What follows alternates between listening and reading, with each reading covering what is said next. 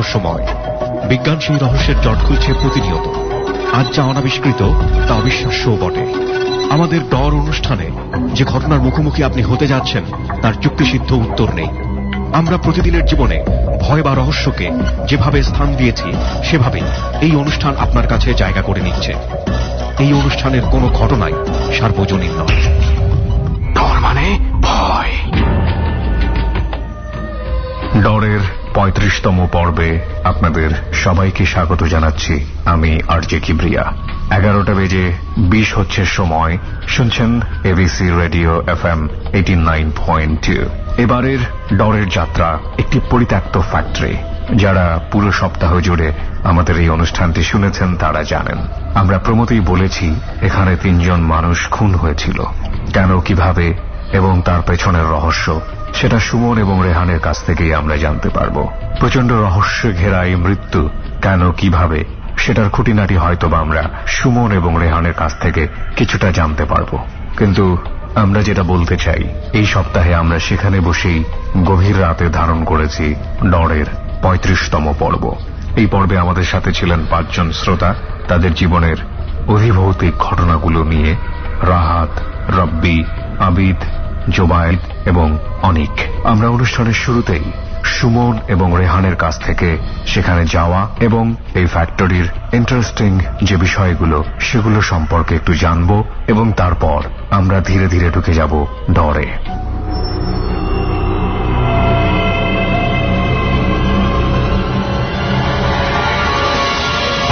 ডর মানে ভয়। আমারে পৌঁছাইতে কতক্ষণ লাগবে? পৌঁছাইতে লাগবে আরো ধর 8-10 ঘন্টা। 8-10 ঘন্টা না? ঠিক আছে, তাহলে তুই যা, আমি একটু নামবো। তুমি একটু নামবা না? হ্যাঁ, আমি একটু বাসার দিকে যাবো। বাসার দিকে যাবো, তারপর একটু এয়ারপোর্টের দিকে যাবো, তারপর ভাইকে যাবো। দোস্ত লাগে যাবো না কোথাও। আচ্ছা আচ্ছা, তারপর প্লেনে করে তুমি পৌঁছে যাবে। তোমার ঢাকাটা তো কাছে নিয়ে যাচ্ছি। তাহলে তুই কবি কে 8-10 ঘন্টা? মাত্র আধা ঘন্টার একটা রাস্তা, আধা ঘন্টা কিংবা বড় জোর 1 ঘন্টা। তাতে তোমার এই অবস্থা। I love journey. তুমি পাসপোর্ট চিন্তা করে ফেলছো, ভিসা চিন্তা করে ফেলছো। আমার আসলে জার্নি খুব ভালো লাগে, তো বুঝছিস। আধা ঘন্টা, ওয়াও, তোর কিছুদিন পরে ঢাকার বাইরে বাইরে তো ভিসা লাগবে। হ্যাঁ, চিন্তা করিস না, এটাই ভাবতেছি। বেশি সময় লাগবে না। আমাদের গাড়ি তো যেহেতু আছে, কতদিন পর আবার অনেক দিন পরে গাড়িতে উঠলাম, তাই না? এই যে কাছাকাছি হলে এটাই একটা সুবিধা, মজাই একটা আলাদা। একটা কাজ করি, সবসময় তো গাড়িতে ওঠার সময় খাওয়া দাওয়া করে উঠি। হ্যাঁ, আমরা যেই জায়গায় যাচ্ছি এর আশেপাশে ভালো কিছু খাবারের দোকান। আচ্ছা আচ্ছা, ওখান থেকে তুই মানে আমরা যখন স্পটে ঢুকবো তখন আর ওই দোকানগুলোতে কিছু থাকবে না, কারণ সুমনের চোখ পড়ে গেছে, তাই তো? এইটাই তো। আচ্ছা ঠিক আছে, চলো। গাড়ির মধ্যে বেশি কথা বলো না, আমাদের যে গাড়ি চালাচ্ছে ওনার ডিস্টার্ব হচ্ছে।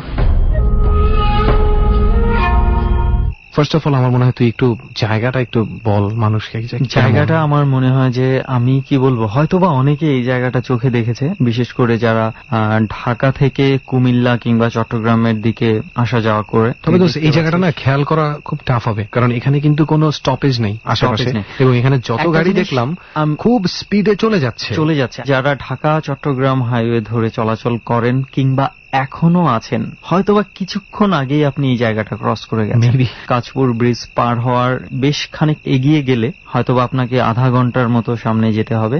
এই সময়ের মধ্যেই হয়তোবা যেখানে নতুন নতুন কারখানা তৈরি হচ্ছে, ঠিক একটু খেয়াল করলে বুঝবেন যে সেই কারখানাগুলোর আশেপাশে কিছু পরিত্যক্ত কারখানাও রয়ে গেছে। আজকে আমরা যেই কারখানাটাতে রয়েছি, কারখানাটা প্রায় 20 বছরের মতো হয়ে গেছে যেটা বন্ধ হয়ে গেছে, এবং দেখেও বোঝা যাচ্ছে মিনিমাম 20 ইয়ার্স এখানে কেউ ঢোকে না, কেউ আসে না। ইভেন কিছু কিছু জায়গায় ওই যে দেখো, এখানে টর্চ মারলে মনে হচ্ছে যেন রক্তের ছোপ ছোপ, কিন্তু আসলে কিন্তু ওগুলা জং ধরে ধরে বা কোনোভাবে চুনা পড়ে পড়ে এই ধরনের দাগ হয়ে গেছে। আর সবচেয়ে বড় কথা হচ্ছে দেয়ালগুলা খেয়াল করছিস যে পুরা লতা পাতায় ভরে গেছে, একদম বিচ্ছিরি অবস্থা। গেস্টদেরকে এই রুমে আনেনি, আর না আনার বিশেষ কারণ হচ্ছে এখানের স্টোরিটা একটু different. But first of all I think listener should know যে আমরা স্টোরিটার সোর্সিংটা কোথা থেকে পেয়েছি। সোর্সিংটা আমরা পেয়েছি এমন একজনের কাছ থেকে যার মৃত্যু হয়েছে এই রুমের ভিতরে। তার সন্তান আমাদেরকে বলে, এবং তার একটাই কন্ডিশন ছিল যে সে তার নাম এবং পরিচয়, এমনকি তার বাবা যে এখানে মারা গেছে এই রুমের ভিতরে, সেটাও সে ডিসক্লোজ করবে না। এবং ডিসক্লোজ না করার মূল কারণ হচ্ছে এই রুমে কি ঘটেছে না ঘটেছে, যেই লিক আউট করেছে কারো কাছে সে বেঁচে থাকেনি, এবং তার বাবাও তাদের মধ্যেই একজন। ওকে দোস্ত, আপাতত আর কিছু বলিস না, যারা আমাদের সঙ্গে আছে তাদের ঘটনাগুলো শুনি, আর এই ঘটনাগুলো বিস্তারিতভাবে কেন এখানে আসছি, কি ঘটেছিল, কি কারণে পরিত্যক্ত এবং রিসেন্ট কি ঘটনা ঘটে গেছে, সমস্ত কিছু আপনারা শেষে জানতে পাবেন। ওকে, তুই যখন বলছিস এখন আর নাই বললাম। আবার স্টোরি, আবার ডর, আবার কিছু অতিথি নিয়ে আপনাদের সাথে চলে আসলাম আমরা। আর আমাদের সাথে আজকে বেশ কয়েকজন আছে। প্রথমে কার স্টোরি শুনবো বল? প্রথমে আমরা যার স্টোরি শুনবো, যে সামনে আছে তার স্টোরি শুনি, এবং সেই প্রথম থেকে ওনাকে খুব বেশি উৎসাহী মনে হচ্ছে আমাদের কাছে। আর আমাদের ডট টিমের একজন বললো তার চেহারা দেখেই নাকি মনে হচ্ছে যে সে এখনো ভীত। রাইট, সেটাই আমি বলতে যাচ্ছিলাম। সো আমরা প্রথমে তার কাছেই যাই। আপনার নাম, পরিচয়, কোথায় থাকেন? জি, আমার নাম রোমান হোসেন রাহাত, আমি সোনারগাঁ নারায়ণগঞ্জ থেকে এসেছি। ওকে, সো আমরা ডট টিমের কাছে বেশ কয়েকটা ঘটনার কথা শুনেছি আপনার। আমরা আপনার চোখে মুখে ভয় দেখতে পাচ্ছি। সো আমরা আর অন্য কোথাও না যাই, এই ভয়টা কাজে লাগিয়ে আমরা স্টোরিতেই চলে যাই। কি বলিস? তার আগে শুধু একটা প্রশ্ন, আপনার সাথে ঘটেছে তো ঘটনাগুলো? জি, আমার সাথে ঘটেছে। এই ঘটনাগুলো ঘটার আগে বিশ্বাস করতেন অলৌকিকতায়? না, তেমনটা বিশ্বাস করতাম না। ঘটার পরে হয়তো পুরোপুরি বিশ্বাসটা আসছে আমার উপর। আচ্ছা, ঠিক আছে। তাহলে আপনি আমাদেরকে একটু বলুন কবে আপনার সাথে ঘটনাটা ঘটে, কোথায় ঘটে, এটা বলে আপনি শুরু করুন। ঘটনাটা প্রথম যে ঘটনাটা বলবো সেটা ঘটছে আমার সাথে আজ থেকে 5-6 বছর আগে। আচ্ছা। ঘটনাটা ছিল আপনার বর্ষাকালের সময়, ঘটনাটা আপনার আষাঢ় শ্রাবণ এরকম মাসে। তো ওই সময় আপনার আমার এক মামা ছিল, মামাটা খুব মাছ। জায়গাটা কোথায় ভাইয়া? জায়গাটা ছিল আমাদের বাড়ির পাশে। আচ্ছা। আমাদের গ্রামের নামটা হচ্ছে পরমেশ্বরদী আর কি। ওকে, জি। তো ওইখানে অনেক নদী কেন্দ্রিক আর কি, নদী কেন্দ্রিক না, বর্ষাকালে অনেক পানি থাকে চারিদিকে। তো আমার মামা প্রায় অনেক শুকনা মাসে উনি মাছ ধরতো, আর উনি এরকম মাছ ধরতো অনেক সব জায়গায় মাছ, মানে গেলে উনি মাছ নিয়ে আসতো, মাছের এরকম একটা নেশা ছিল। তো ওনাকে আমি একদিন দিনের বেলা বলি যে মামা আপনি আজকে রাত্রে মাছ ধরতে গেলে আমি যাবো আপনার সাথে। তো বলে ঠিক আছে চলো। তো উনি ঠিক রাত 12টার দিকে আমাকে এসে ডাক দেন যে চলো মাছ ধরতে যাবো।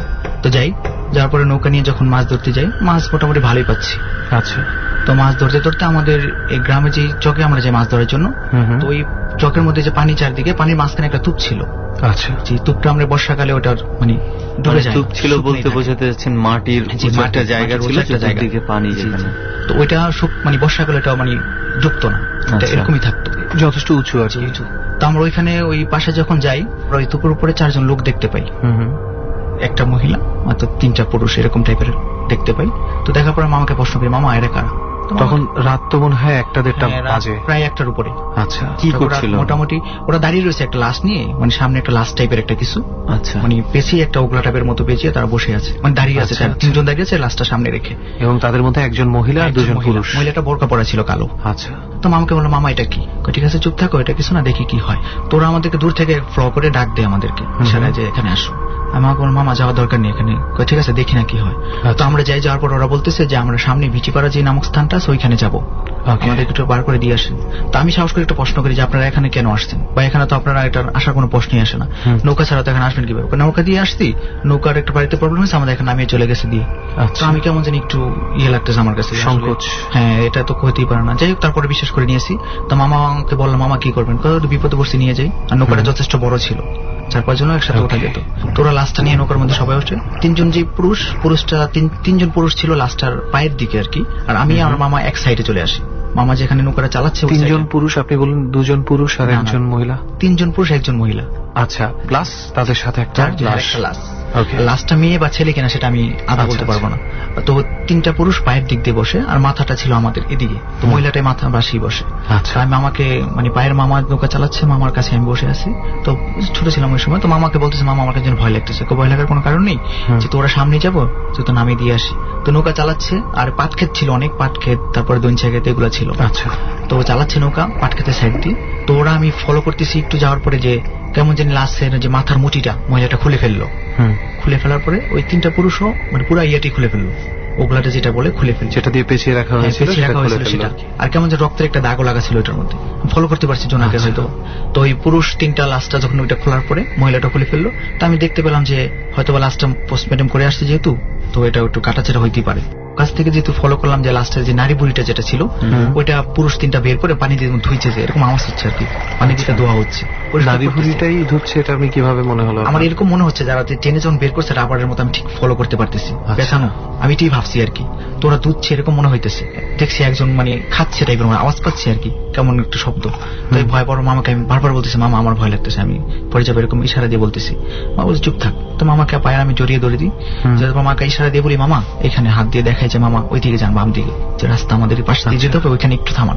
তো এরকম করতে করতে লাস্টটা প্রায় ওরা মানে খাচ্ছে এরকম টাইপের মনে হচ্ছে আমার প্রচন্ড ভয় লাগতেছে, আমি পানি থেকে পড়ে যাবো এরকম অবস্থা। আচ্ছা, তো যাচ্ছি, মামা যদি বুদ্ধিমত্তার কাজ করছে, উনি নৌকাটা আস্তে আস্তে ওই পাটটার মহিলাটা বলতেছে যে আমাদের ঠিক মতো ওইখানে নিয়ে যাও, কিন্তু এদিকে ঠিক মতো চালাও, এদিকে তাকানোর দরকার নেই। তো আমরা যাচ্ছি, যাওয়ার পর ওই পাড়ের কাছে যখন আমরা যাই, মামা ওকে বলে তুই নাম। নৌকাটা উনি আড়াআড়ি ভাবে না নিয়ে উনি পিছনের টাইপের নৌকাটা নিয়ে আসে, মানে যেখানে যেতে বলেছিল আপনাদেরকে ওখানে না গিয়ে আমরা একটু আগে সুবিধাজনক জায়গার জন্য একটা রাস্তায় আমরা নিয়ে, আর ওই রাস্তাটা পাশ দিয়ে যেতে হবে, যেটা নালা ছিল ওইটা পার হয়ে যেতে হবে। তো মামা আমাকে ইশারা দেয় তুমি নেমে যাও। নৌকার পাড়ে বিরাতে পারে নাই, দূরেই ছিল, যেহেতু আমি পায়ে একটু প্রবলেম, হাঁটতে পারি না। তো আমি লাফ দিই, লাফ দেওয়ার পর একটু যাওয়ার পরে আমি এখানে অজ্ঞান হয়ে যাই, সেন্সলেস হয়ে যায়। তো মামা নামের সেন্সলেস হওয়ার আগে আমি শুনতে পাই যেটা ওরা মহিলাটা আমাদের উদ্দেশ্য বলতেছে তোরা বেঁচে গেলি, তোরা নেমে গেলি আর বেঁচে গেলি, এটাই শব্দটা শুনি। তো মামা দৌড় দিয়ে চলে যায়। তো সকালবেলা আমাকে যেটা হয়, সকালবেলা জ্ঞান ফেরার পর আমাকে জিজ্ঞেস করি, মামা বলেছে তোরা এখানে তো চলে আসছি। পরে বাসা থেকে আরো 2-3 জন লোক নিয়ে আসে, এসে আমাকে নিয়ে যায়, পাশে বাড়ি ছিল। তো নিয়ে যাওয়ার পরে রাতের বেলায় এসে আপনাকে নিয়ে যায়? রাতের বেলায় এসে নিয়ে যায়। আচ্ছা, আমি তো কিছু মনেই নেই আমার। তো নিয়ে যায়, তখন ওনারা যখন আসছে তখন কি দেখতে পেয়েছে ওখানে? ওখানে নৌকাকে ফলো করে, শুধু আমাকে নিয়ে চলে গেছে। নৌকা যা আছে সেটা আর মনে নেই, আমার এই অবস্থা দেখে আমাকে নিয়ে চলে যায়। সকালবেলা ওরা এখানে আসে, আমিও সাথে আসি ওদের। এসে আমরা যেটা ফলো করি, যে লাস্টে পেছনে যে উগ্রটা ওইটা ছিল এবং কিছু রক্তের দাগ ছিল নৌকায়। হ্যাঁ, তো নৌকাটা পরে ধুয়ে টুয়ে, নৌকাটার পরে জ্বালানো হয় না, এটা ভেঙে ফেলা হয়। আমাদের একটা হুজুর বলছিল যে এটা চালানোর দরকার নেই, এটা নৌকাটা ভেঙে ফেলা হয়, ভেঙে লাকি করে দেওয়া হয় আর কি। এটা ছিল আমার প্রথম ঘটনা। এই ঘটনাটার মধ্যে রেহান আমার কয়েকটা বিষয় হচ্ছে মানে খুব মানে একটা কিউরিওসিটি আছে আমার। প্রথম কথা হচ্ছে যে ওনাদেরকে যেহেতু তোলা হয়েছে এবং তাদের কিছু একটা উদ্দেশ্য ছিল, তো ওনাদেরকে কিন্তু ওইভাবে কোনো ধরনের কোনো অ্যাটাক বা কোনো ধরনের কোনো কিছু করা হয় নাই। তাহলে তাদের উদ্দেশ্যটা কি ছিল? আমি আসলে উদ্দেশ্য কনফিউশনে পড়ে গেছি। উদ্দেশ্য এরকম একটা হতে পারে যে তারা কোনো এক কারণে যে জায়গাটাতে ছিল ওই জায়গাটায় বসে লাশটার যে প্রসেসিংটা তারা করতে চাচ্ছিল, আমি খাওয়া বলবো না কারণ উনি নিজেই শিওর না যে আসলে খাচ্ছিল কিনা, তো যে প্রসেসিংটা করতে চাচ্ছিল ওটা হয়তো পানি বা মাটির কারণে পসিবল হচ্ছিল না। আর এছাড়া আরেকটা ব্যাপার হতে পারে যে তারা কোনো একভাবে ওইখানে স্টাক ছিল এবং একটা মাধ্যম দরকার ছিল কোনো না কোনোখানে যাওয়ার জন্য। এমন হতে পারে ওরা যে জায়গাটার মধ্যে ছিল ওদের হয়তো বা তাদেরকে সরাসরি করার মতো ক্ষমতা ছিল না, উপায় ছিল না, সেটাও হতে পারে, জানি না আমরা। যাই হোক, এটা নিশ্চয়ই একমাত্র ঘটনা না যেটা আপনার সাথে ঘটেছে। না, আরো আরেকটা ঘটনা আছে আমার সাথে, নিজের সাথেই ঘটে। সেটা কবে ঘটে? তার বছরখানিক পরে হবে। এই ঘটনার সাথে কি কোনোভাবে সম্পর্কিত? না, এটার সাথে সম্পর্কিত আমি জানি না, কিন্তু ঘটনা এটা ডিফারেন্ট টাইপের, মানে ওটাতে একটু আলাদা। তাহলে একটু শুনি আমরা শুরু থেকেই। ঘটনাটা যেটা ঘটছে, আমার একটা ফ্রেন্ড ছিল, সে ফ্রেন্ড জুবাইর নাম, ওর একটা মামি ছিল, মানে পাশে যেহেতু মামাকে বিয়ে করানো হয়েছে, তো ওখানে বেশিরভাগই রাতে যাইতো ওই মামিকে আনার জন্য। তো একটু ঝগড়া টগড়া হয়েছিল ওর মামি নিয়ে মামা সম্পর্কে, তো আমাকে আর ওকে পাঠানো হয় মামিকে আনার জন্য। তো আমরা যাই, রাস্তাটা ছিল 3 কিলোমিটার দূরত্ব এরকম, আর ওটা এরকম ছিল গাড়ির কোনো রাস্তা ছিল না, চক দিয়ে আমার যেতে হবে। এটা যেখানে যে মানে এখন পর্যন্ত এই চকই, আচ্ছা, এখন পর্যন্ত গাড়ির রাস্তা এখনো হয়নি। তো আমরা এই সন্ধ্যার সময় যে চলে গেছি, কোনো সমস্যা হয়নি। তো যাইতে যেতে প্রায় রাত 8:30-9টা এরকম বেজে গেছে। তো আমরা যখন খাওয়া দাওয়া করছি ওখানে যে প্রায় 11টা-11:30 এরকম বাজে, তখন একটা খবর আসলো যে ওই আমার ফ্রেন্ড জুবাইর ওর মামির মামা মারা গেছে। আমরা গিয়ে শুনতে পাই, মানে শুনতে কি আমরা যখন একটু রেস্ট নেই তারপরে খবরটা আসে, যেই মামির বাসায় আপনারা যাচ্ছিলেন সেই মামির মামা মারা যায়। তো আমার ফ্রেন্ড যেহেতু গেছে জুবাইর, তাকেও যেতে হবে। আর আমার এরকম ছিল, আমার মানে পরের দিন এক্সাম ছিল, যেহেতু আমার আশা করতে হবে। তো আমি ওকে বলি তোরাই যা, তোর বাড়ির সবাই চলে গেছে আর কি। আমার ফ্রেন্ড জুবাইর, ওর মামি, তারপর মামির যে কাকা আঙ্কেল সবাই চলে গেছে। আচ্ছা, তো ওরা কাকা বলছিল যে আমি তাহলে তোমাকে আগে দিয়ে আসি। বলো না, আমাদের একটা বিপদ, আমাকে আগে দিতে হবে না, আমি একা যেতে পারবো। আর একটা যেহেতু জোনাক টাইপের, সমস্যা নেই। তো ওরা চলে যায়, 12টার দিকে আমি রওনা দিই। তো আমাকে হাঁটতে হবে আপনার 3 কিলোমিটার রাস্তা, চকটা, আর চকের সাইডে ছিল একটা নদী। নদী বলতে খাল, অনেক লম্বা একটা খাল চলে গেছে, আর দুই পাশে অনেক বড় বড় চক, কিন্তু আশেপাশে কোনো গ্রাম নেই। এরকম একটা ইয়ে দিয়ে আমার হাঁটতে হবে। তো আমি হাঁটতেছি, আস্তে আস্তে হাঁটতেছি। কিছুক্ষণ যাবার পরে আমি দেখতে পেলাম যে 2 জন লোক মাছ ধরতেছে এরকম। আচ্ছা, একটা লোককে আমি চিনি না, আরেকটা লোককে আমি চিনি, আমার কাকা হয় সম্পর্কে। তো আমি বলি কাকা, এত রাতে মাছ ধরতেছেন? জোয়ারে পানি আসছে তো মাছ পাচ্ছি, এই জন্য এখনো রয়েছি। কোথায় গেছিল? নদীর পাড়েই মাছ। হ্যাঁ জি, মানে খালটার মাঝখানে উনি ইয়ে করছে আর কি। আচ্ছা, তো আমাকে বলতেছে ঠিক আছে আমিও যাবো, তো একটু দাঁড়া। তো উনি, আমি একটু বসি, তো উনি মাছটা ধরে আমার সাথে আসে। বলেছে কাকা আপনি আগে যান। পরে কটা ঠিক আছে, না তুমি আগে যাও, আমি পিছনে হাঁটতেছি। যাই আমি হাঁটতেছি, হাঁটার পরে পিছনে একটু পরে তাকাই আমি কাকাই দেখতে পাই না, মাছ টাছে কিছু দেখতে পাই না। একটু ভয় ঢুকে গেলো আমার মনে, যে আসলে কি হচ্ছে। মানে আপনারা দুজন এভাবে হাঁটা শুরু করেছিলেন যে আপনি সামনে যাচ্ছেন, উনি পেছনে পেছনে মাছ নিয়ে আসতেছিল, কিন্তু একটু পরে যখন পিছনে তাকায় ওনাকে দেখতে পাই না। আচ্ছা, তো একটু ভয় ঢুকে গেছে মনের ভিতরে। একটু সামনে যখন আবার যাচ্ছি, যাওয়ার পরে আমি দেখতে পেলাম যে খালের ওই পাশে 4-5টা লোক একটা খাটিয়া লাশের কাঁধে করে নিয়ে আসছে। আমার এরকম মনে হলো যে লাশটা হয়তো বা ঢাকা থেকে কোথাও থেকে মারা গেছে, রাত্র করে গ্রামে যেহেতু তারা নিয়ে যাচ্ছে আর কি, এরকম টাইপের। তো আমি দেখতে পেলাম যে লাশটা ওরা কাঁধে করে নিয়ে নদীর এপার আসছে, মানে খালের এপার আসছে, এসে আমার সামনে দিয়ে চলে গেল। তো আমাকে, আমি কিছু জিজ্ঞাসা করার ইয়ে পাইনি, ওরা আমাকে কিছু বলেনি। তো একটু দূরে যাওয়ার পরে আমি আর লাশটা দেখতে পাইনি, জোনাকের মধ্যে অদৃশ্য হয়ে গেল। ওই লোকগুলোকে দেখতে পাইনি, কাউকে দেখতে পাইনি, সবাই অদৃশ্য হয়ে গেল। তো এটাও আমার মানে ভয় পাচ্ছি। আর একটা দোয়া আমি শিখাচ্ছিলাম, আমার দাদা শিখিয়ে গেছে, যে দোয়াটা পড়লে হয়তো কখনো এরকম হবে না, দোয়াটা পড়তে থাকি। তো একটু সামনে যখন যাই তো দেখি আপনার ধানের সময় যেতে ছিল, তো ধান আপনার একটু দূরত্ব ক্ষেত যেতে চকে ছিল, তো ধান কেউ নিত না, চকের মধ্যে ধান তারা রাত্রিবেলা সিদ্ধ করতো, রাত্রিবেলা ওইখানে। তো আমার এরকম হলো কেউ ধান পাহারা দিচ্ছে, হয়তোবা এরকম একটা লোক সিগারেট খাচ্ছে বসে পাহারা দিচ্ছে।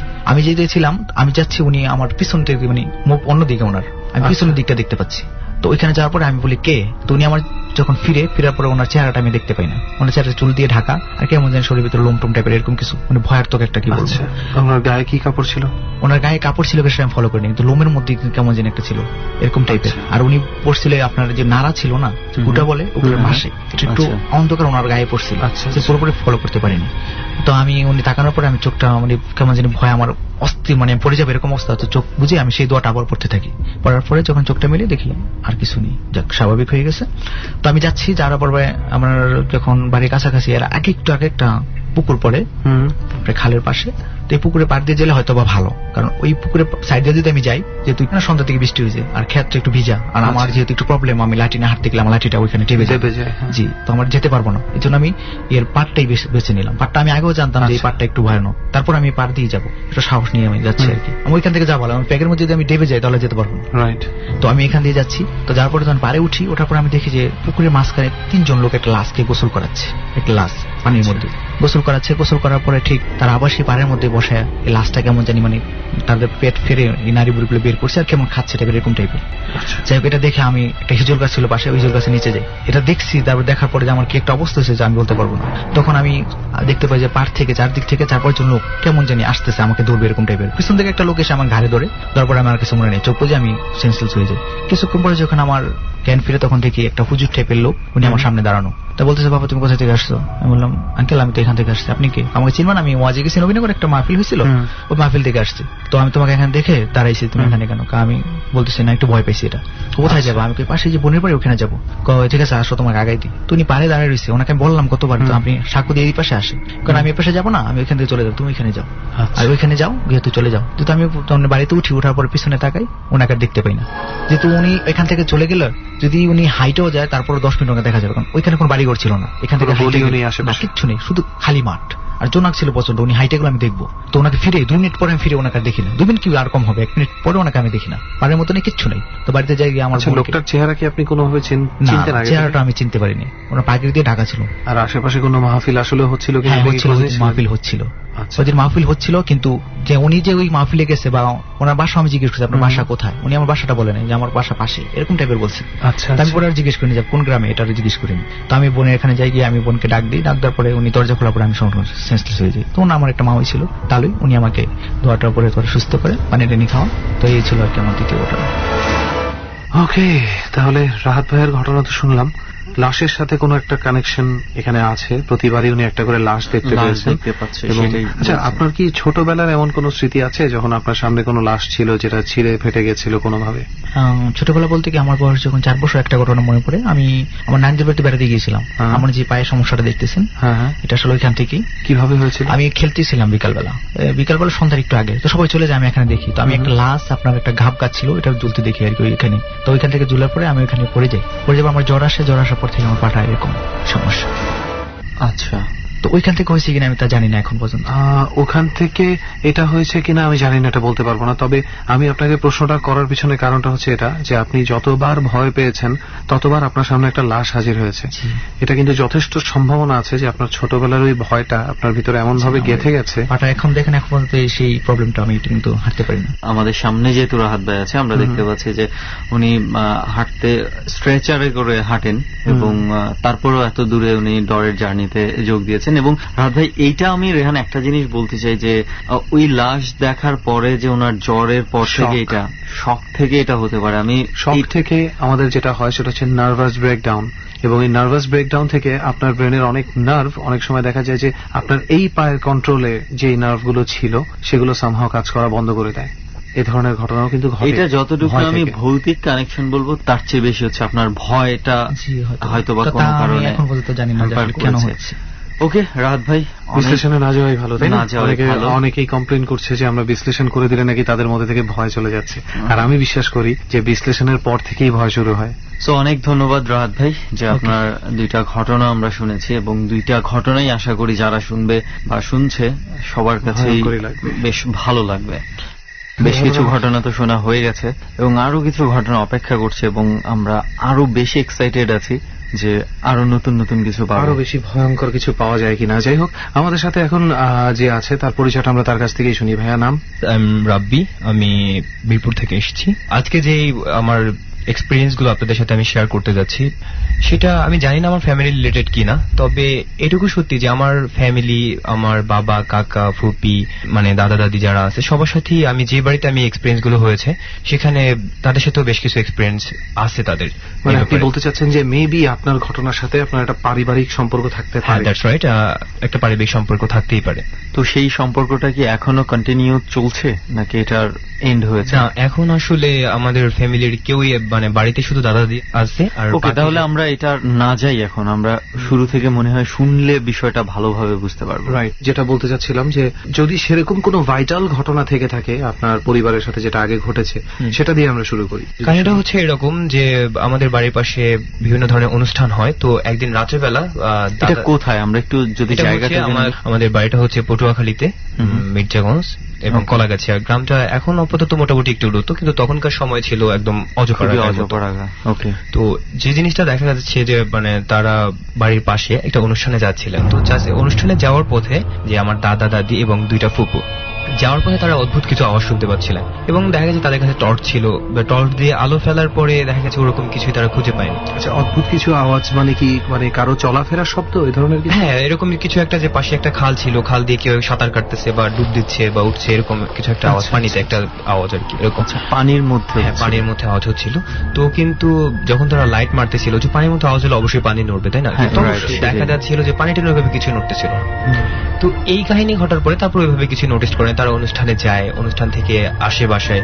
পরবর্তীতে যেটা দেখা যায় যে আমার যে ফুপিটা, আমি নামটা নাই উল্লেখ করি, তো ওই যে ফুপিটা, তার মধ্যে বিশেষ কিছু মানে অ্যাবনর্মাল অ্যাক্টিভিটিস দেখা যাচ্ছে, যে চুপচাপ বসে থাকে, রাত্রে মানে চিৎকার চেঁচামেচি করে, হঠাৎ করে মানে খারাপ বিহেভ করে সবার সাথে, এই ধরনের বেশ কিছু অ্যাক্টিভিটিস তার মধ্যে দেখা যায়। কিন্তু উনি তো একা যাচ্ছিল কি? না, 4 জন ছিলেন। 4 জন ছিল। তার মধ্যে থেকে ওনার শুধু সমস্যা হচ্ছে, বাকি 3 জনের কিছু হয়নি। এক পর্যায়ে দেখা যায় যে সে মানে ফ্যামিলিতে আদারওয়াইজ যারা মেম্বার্স রয়েছে তাদের সাথেও খারাপ বিহেভ করতে শুরু করে। তো এই খারাপ বিহেভের এক পর্যায়ে সে আমার দাদুর সাথে, মানে তার বাবার সাথে এই ধরনের একটা বিহেভ করে যে সে কিছু একটা দ্বারা অ্যাটাক্ট হয়েছে, এবং তার কণ্ঠর মধ্যে দিয়ে সে যে তাকে অ্যাটাক করেছে সে বলতেছিল যে সে তাকে নিয়ে যাবে এবং কোনোভাবেই তাকে ওইভাবে রাখা যাবে না, এরকম কিছু একটা। আচ্ছা, এই ক্ষেত্রে মানে ওনার কি ভয়েস চেঞ্জ হয়েছিল? না, ভয়েস চেঞ্জ না, ভয়েস ঠিকই ছিল, বাট কিন্তু বোঝাই যাচ্ছিল যে কথাগুলো আসলে তার নয় ছিল। কারণ বাবার সাথে তো তুই বা এরকম দিবি না কেন, হ্যাঁ এরকম কোনো ব্যবহার যে করা সম্ভব না, যেহেতু আমার দাদা অত্যন্ত রাগী। তো পরবর্তীতে দাদু এই যে এরকম ব্যবহার করার কারণে মারধর করে, মানে বিভিন্ন ধরনের। তো মানে ফুপুকে আপনার দাদু মারধর করে, মানে শাসন করার চেষ্টা করে যে তুমি কেন এমন ব্যবহার করছো, পাগলামি করতেছো আর কি। আচ্ছা, তো এক পর্যায়ে বিভিন্ন। বয়সটা কত ছিল তখন? তখন ফুপি ইন্টার ফার্স্ট ইয়ার বেবি পড়তেছিল। তো এক পর্যায়ে দেখা যায় যে মানে দাদু মোটামুটি একটু বিশ্বাস করতে শুরু করার পরে সে রুম শিফট করে তার মানে আমার ফুপির রুমের পাশে চলে আসে, যে তো রাত্রে কি হয় সেটা আজকে আমি দেখবো। তো এরকম এক সময় হঠাৎ করে একদিন রাত্রেবেলা মানে ফুপি চিৎকার করতে থাকে যে বাবা আসেন আসেন, ওই আসছে, আমাকে নিয়ে যেতে আসছে, আপনি একটু আসেন। তো এরকম যখন বলে, তো দাদু হাতের কাছে যা ছিল তাই নিয়ে দৌড়ে তার রুমে যায়। রুমে যাওয়ার পর ফুপি বলতেছে ওই যে দেখেন মশারির পাশে দাঁড়ায় থাকছে, হাতে পান নিয়ে আসছে, মিষ্টি নিয়ে আসছে। এটা আপনার ফুপু বলতেছে দেখেন, মানে ওকে কিছু বলেন আপনি, ওর কত বড় সাহস, ও আমার রুম পর্যন্ত চলে আসছে। আপনার দাদু কিছু দেখতে পাচ্ছে না? দাদু তখন মানে চিৎকার কত কি বলতেছিস বলতে বলো, আমি তো কাউকে দেখতে পাচ্ছি না। আপনি দেখতে পাচ্ছেন না মানে? ওই যে ঝাঁকড়া চুল, মাথায় কোকড়ানো চুল, ওই যে দাঁড়ায় থাকছে, আপনি দেখতে পাচ্ছেন না? আমি তো স্পষ্ট দেখতে পাচ্ছি। তো মানে দাদু দেখতেছে যে ফুপি একদম তার মশারির এক কোনায় গিয়ে জড়সড় হয়ে বসে থাকছে। তো দাদু মশারি টশারি ফেলে দিয়ে ভিতরে ঢুকে বলতেছে, মা তুই ভয় পাস না, কি হয়েছে আমার কাছে বল তুই, তো আমি এখানেই আছি, কেউ কিছু তো করতে পারবে না। এই তো জিনিসটা সবাই বিলিভ করে যে সামথিং ইজ রং হিয়ার। এরকম একটা পর্যায়ে যে আমার দাদির যে বাবা, আই মিন দ্যাটস মিন আমার বড় বাবা, তিনি আসলে এই ধরনের মানে ওই জিন টিনের বিভিন্ন ধরনের ইটি করে থাকেন, তার বেশ সুনাম রয়েছে। আচ্ছা, তো দাদি বাবাকে খবর দেয় যে তোমার নাতির বিভিন্ন সমস্যা হচ্ছে, তুমি একটু আসো। তো বড় বাবা বাড়িতে আসার পরই মানে ফুপি আগের চেয়েও বেশি খারাপ বিহেভ করা শুরু করে, চিৎকার চেঁচামেচি, ওকে আনছো কেন, ওরে সরাও, ওরে বাড়ি থেকে সরাও, নাহলে কিন্তু সবার সমস্যা করবো, এই ধরনের বিভিন্ন থ্রেট করতে থাকে। তো থ্রেট করতে থাকার পর বড় বাবা বলে যে থাম, তুই আমার নাতিটাকে কষ্ট দিচ্ছিস, তোকে আমি দেখতেছি। বড় বাবা কিছু একটা তাবিজ জাতীয় কিছু একটা দেন, সেটা ওই ফুপির মাথায় দিয়ে রাখার জন্য। আচ্ছা, তো এটা যখন মাথায় পড়ানো হয়, পড়ানোর পরে দেখা যায় যে মোটামুটি একটু ভালো হয় আর কি। তো ভালো হওয়ার পর তো কিছুদিন বড় বাবা থাকার পরে আসলে চলে যায়। তো ওই ফুপি মাথা আঁচড়ানোর সময় জানি না সে নিজে ইচ্ছা করে করেছিল কিনা নাকি অসাবধানতা বশত কিছু একটা হয়েছিল, তার মাথা থেকে ওই তাবিজটা যে কোনো ভাবে সরে গেছে। তো সরে যাওয়ার পরই আবার অ্যাক্টিভিটিসটা মানে আবার আগের মতো শুরু হয়। তো শুরু হওয়ার পর আবারও সেই একই তাণ্ডব, রাত্রেবেলা চিৎকার চেঁচামেচি, দিবে না কেন, পরবর্তীতে এখন বলতেছি এখন দিয়ে দে, না হলে কিন্তু পরবর্তীতে আরো ঝামেলায় পড়বি। তো এরকম কিছু একটা বড় বাবাকে আবারও খবর দেওয়া হয়েছিল যে আপনি আবার একটু আসেন। তো তিনি আসবেন, যে আজকে কালকের মধ্যে চলে আসবেন। তো এরকম সকালবেলা একদিন ফুপি মানে বাসা থেকে বেরোচ্ছে, দাদি রান্না করে কিচেনে কাজ করতেছিল। তো ফুপি দাদিকে বলতেছিল যে মা আমি ফ্রেশ হতে যাই। দাদি বললো যে এটা ফ্রেশ হতে যাবে, বাসার মধ্যেই তো আছে সবকিছু, তো বাইরে যাচ্ছিস কেন? না মা আমি একটু পুকুর পাড়ের দিকে যাই। পুকুর পাড়ের দিকে যাবি? তো দাদি তো কাজ করতেছিলেন, ওইভাবে নোটিস করেনি যে পুকুর পাড়ে যাচ্ছে বা কাজে যাচ্ছে। প্রথম একবার বলছে যা মা আমি কিন্তু যাচ্ছি পুকুর পাড়ে মুখ ধুতে। সে আবারও বললো যা, তারপর আবার মা আমি কিন্তু সত্যি যাচ্ছি পুকুর পাড়ে মুখ ধুতে। তো এই তিনবার যখন বললো তো স্বাভাবিকভাবে দাদি একটু মানে রেগে গেছে, যাবি যা, জন্মের যাওয়া যাচ্ছিস নাকি? আচ্ছা, মানে একটু বিরক্ত হয়ে যায়, যাবি যা, এতবার বলার কি আছে? তো ফুপি দাদির দিকে তাকে একটা হাসি দিয়ে চলে গেল। চলে যাওয়ার পর হঠাৎ করে ঘন্টাখানেক হয়ে গেছে নিখোঁজ, কোথাও দেখতে পাচ্ছে না। তো নেই দেখার পরে সবাই খোঁজাখুঁজি শুরু করলো কোথায় গেল। তো এই ধরনের ব্যাপারটা তো সবাই জানতো যে এর সাথে এরকম ঝামেলা হচ্ছে। তো তারা আশেপাশে বিভিন্ন ধরনের যে গাছটা, জিনারা যেসব গাছটা ইউজ করে, বড় উঁচু গাছ, মানে বিভিন্ন ধরনের এসব জায়গা খোঁজ করতে শুরু করে, কিন্তু কোথাও কোনো খোঁজ খবর পাওয়া যাচ্ছিল না।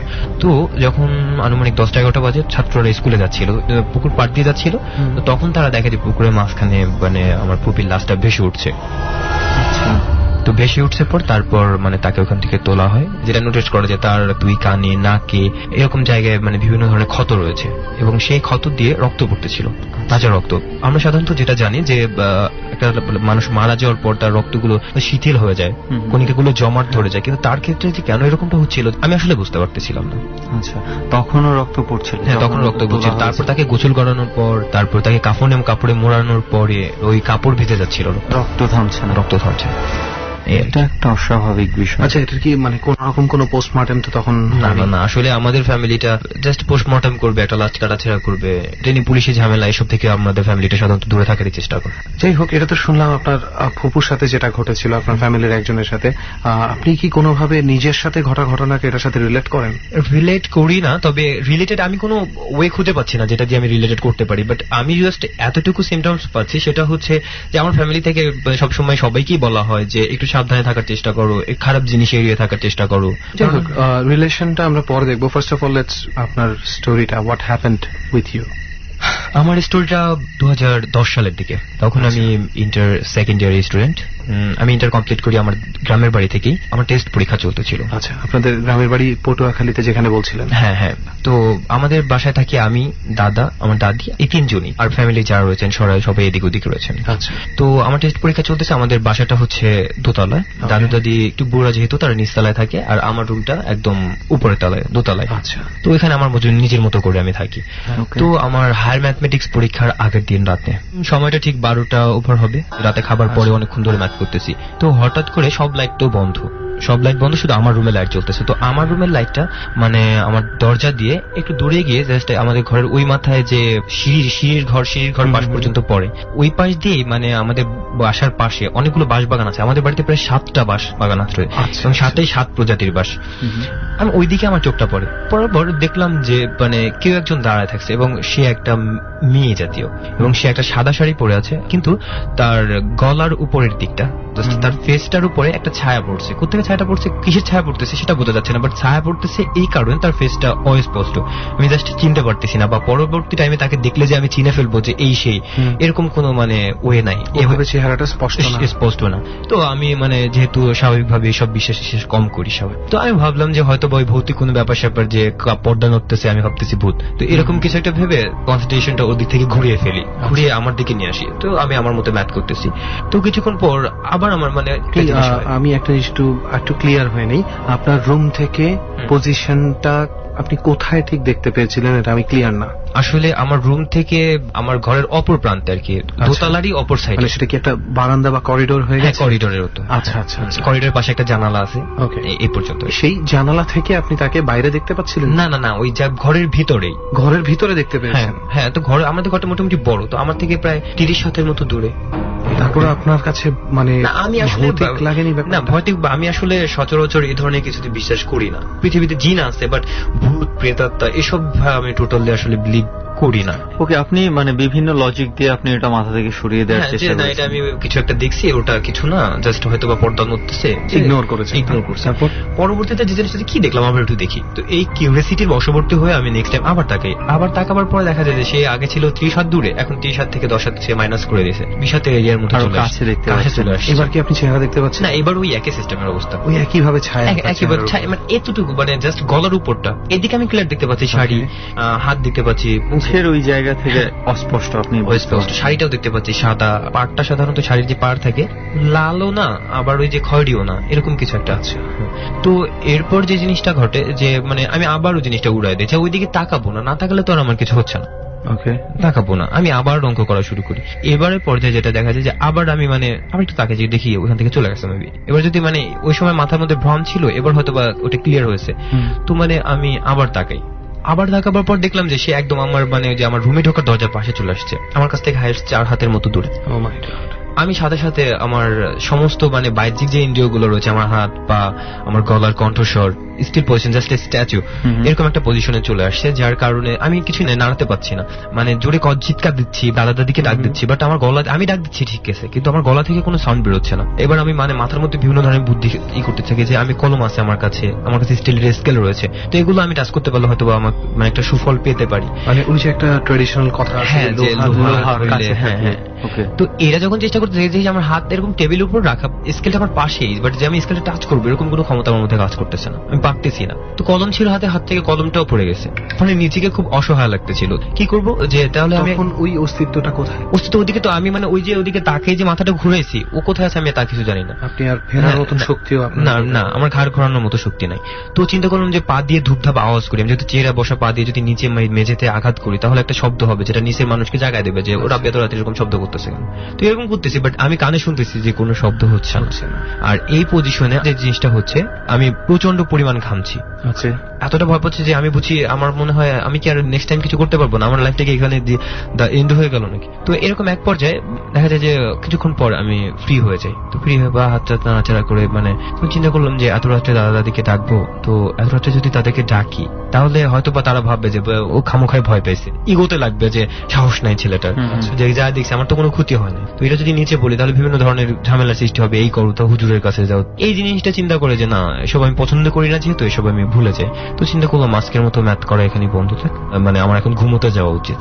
তো এটা চিন্তা করে টেবিলের উপর থেকে বই খাতা সবকিছু গুছিয়ে রেখে তো লাইট অফ করতে যাবো, টেবিল থেকে উঠছি, উঠে মোড় ঘুরে যখন আমি আমার খাটের দিকে যাব, তো আমার খাটের দিকে যাওয়ার পথে আমার পাশে একটা সোফা পড়ে, সোফার পরে খাটটা, আর খাটের ঠিক মানে বাম সাইডে একটা উইন্ডো রয়েছে বা জানালা রয়েছে, ওই জানালাটা খোলা। তো আমি দেখতে পাচ্ছি সে ওইখানে জানালার ধারে মানে থুতনিতে হাত দিয়ে বসে আছে, বসে ঠিক আমার দিকে তাকাতেছে। জাস্ট ঘুরে দেখলেন যে আপনার সামনে সে বসা খাটের উপর, হ্যাঁ খাটের উপর, গালে হাত দিয়ে। এবার কি তার চেহারা দেখতে পাচ্ছিলেন? ওই চুল উঠতেছিল, খেয়াল আছে যে চুল উঠতেছিল। আচ্ছা, এই জিনিসটা দেখার পর আমি আবার ওই আগের মতো হয়ে যাই, আমি ধূপ করে ওই যে সোফার উপর পড়ে গেলাম এবং ওই অবস্থায় আমি ওখানে ঘুমিয়ে পড়ি। পরের দিন সকালবেলা ঘুম থেকে উঠে দেখি যে মানে আমি অর্ধেকটা সোফার উপরে অর্ধেকটা নিচে।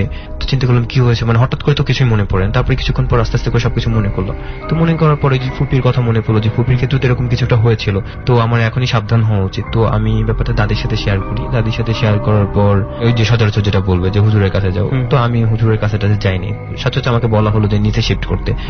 তো এইভাবে কোনোভাবে মানে এসএসসিটা কমপ্লিট করে তারপর তো ঢাকায় চলে আসি। আসলে আমি ওভাবে কিন্তু কোনো রিলেশনশিপ খুঁজে পাচ্ছি না। আমিও পাচ্ছি না, তবে শেষ পর্যন্ত চেহারাটা দেখাই যায়নি, আপনি দেখতে পারেন। আমি যে তার ফেসটা দেখে তাকে মনে রাখবো যে কোনো একদিন সামনে পড়লে মানে বানিয়ে নেবো যে তুমি আমাকে, বা আপনি হয়তোবা চেহারাটা দেখলে বুঝতে পারতেন যে আপনি আগে কখনো দেখেছেন কি দেখেননি, আপনার আমি ফেসটা ওইভাবে দেখতে পারি। আর এরপর কি আর এই ধরনের কোনো কিছুর সম্মুখীন আপনি হয়েছেন? ওই ছোটখাটো বিষয়ে কিছু একটা ঘটে, যেমন ধরেন রাত্রে 10টা-11টা বাজে, বাজার থেকে বাড়িতে যাচ্ছি, হট করে শব্দ শুনতেছি যে ওই যে আমাদের বাড়িতে যাওয়ার পথে জাস্ট একটা বাগানের মতো পড়ে, দুই পাশেই বাগান কিন্তু মাঝখান দিয়ে রোডটা চলে গেছে। তো ওই দিক দিয়ে যাওয়ার সময় দেখা গেছে যে বিভিন্ন ধরনের সাউন্ড শুনতে পাচ্ছি, ওগুলো তো ভয় পাওয়ার মতো মানুষ আমি ভাইটাল ঘটনা হিসেবে ধরছেন না, ওগুলো আমি চলে গেলাম, বাস শেষ, এখান থেকে চলে গেলাম।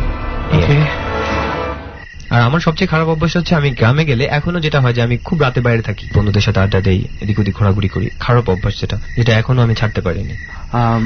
গ্রামের কথা যখন আপনি বললেন, যে এই ক্ষেত্রে আমার একটা ঘটনা কিছুদিন আগে ঘটেছে আমার পরিচিত একজনের সঙ্গে। সে খুব মোটরসাইকেল নিয়ে ঘুরতে খুবই পছন্দ করে। আচ্ছা, রাতের বেলা বিভিন্ন জায়গায়, মনে কর যে 8টা-9টার পর গ্রামে একটু রাত হয়ে যায় এবং 10টা-11টার দিকে মোটামুটি ভালোই একটু গভীর হয়ে যায়। তো ওখানে সে গ্রামের দিকে এই সময়টাতে মোটরসাইকেল নিয়ে ঘুরতে খুবই পছন্দ করে।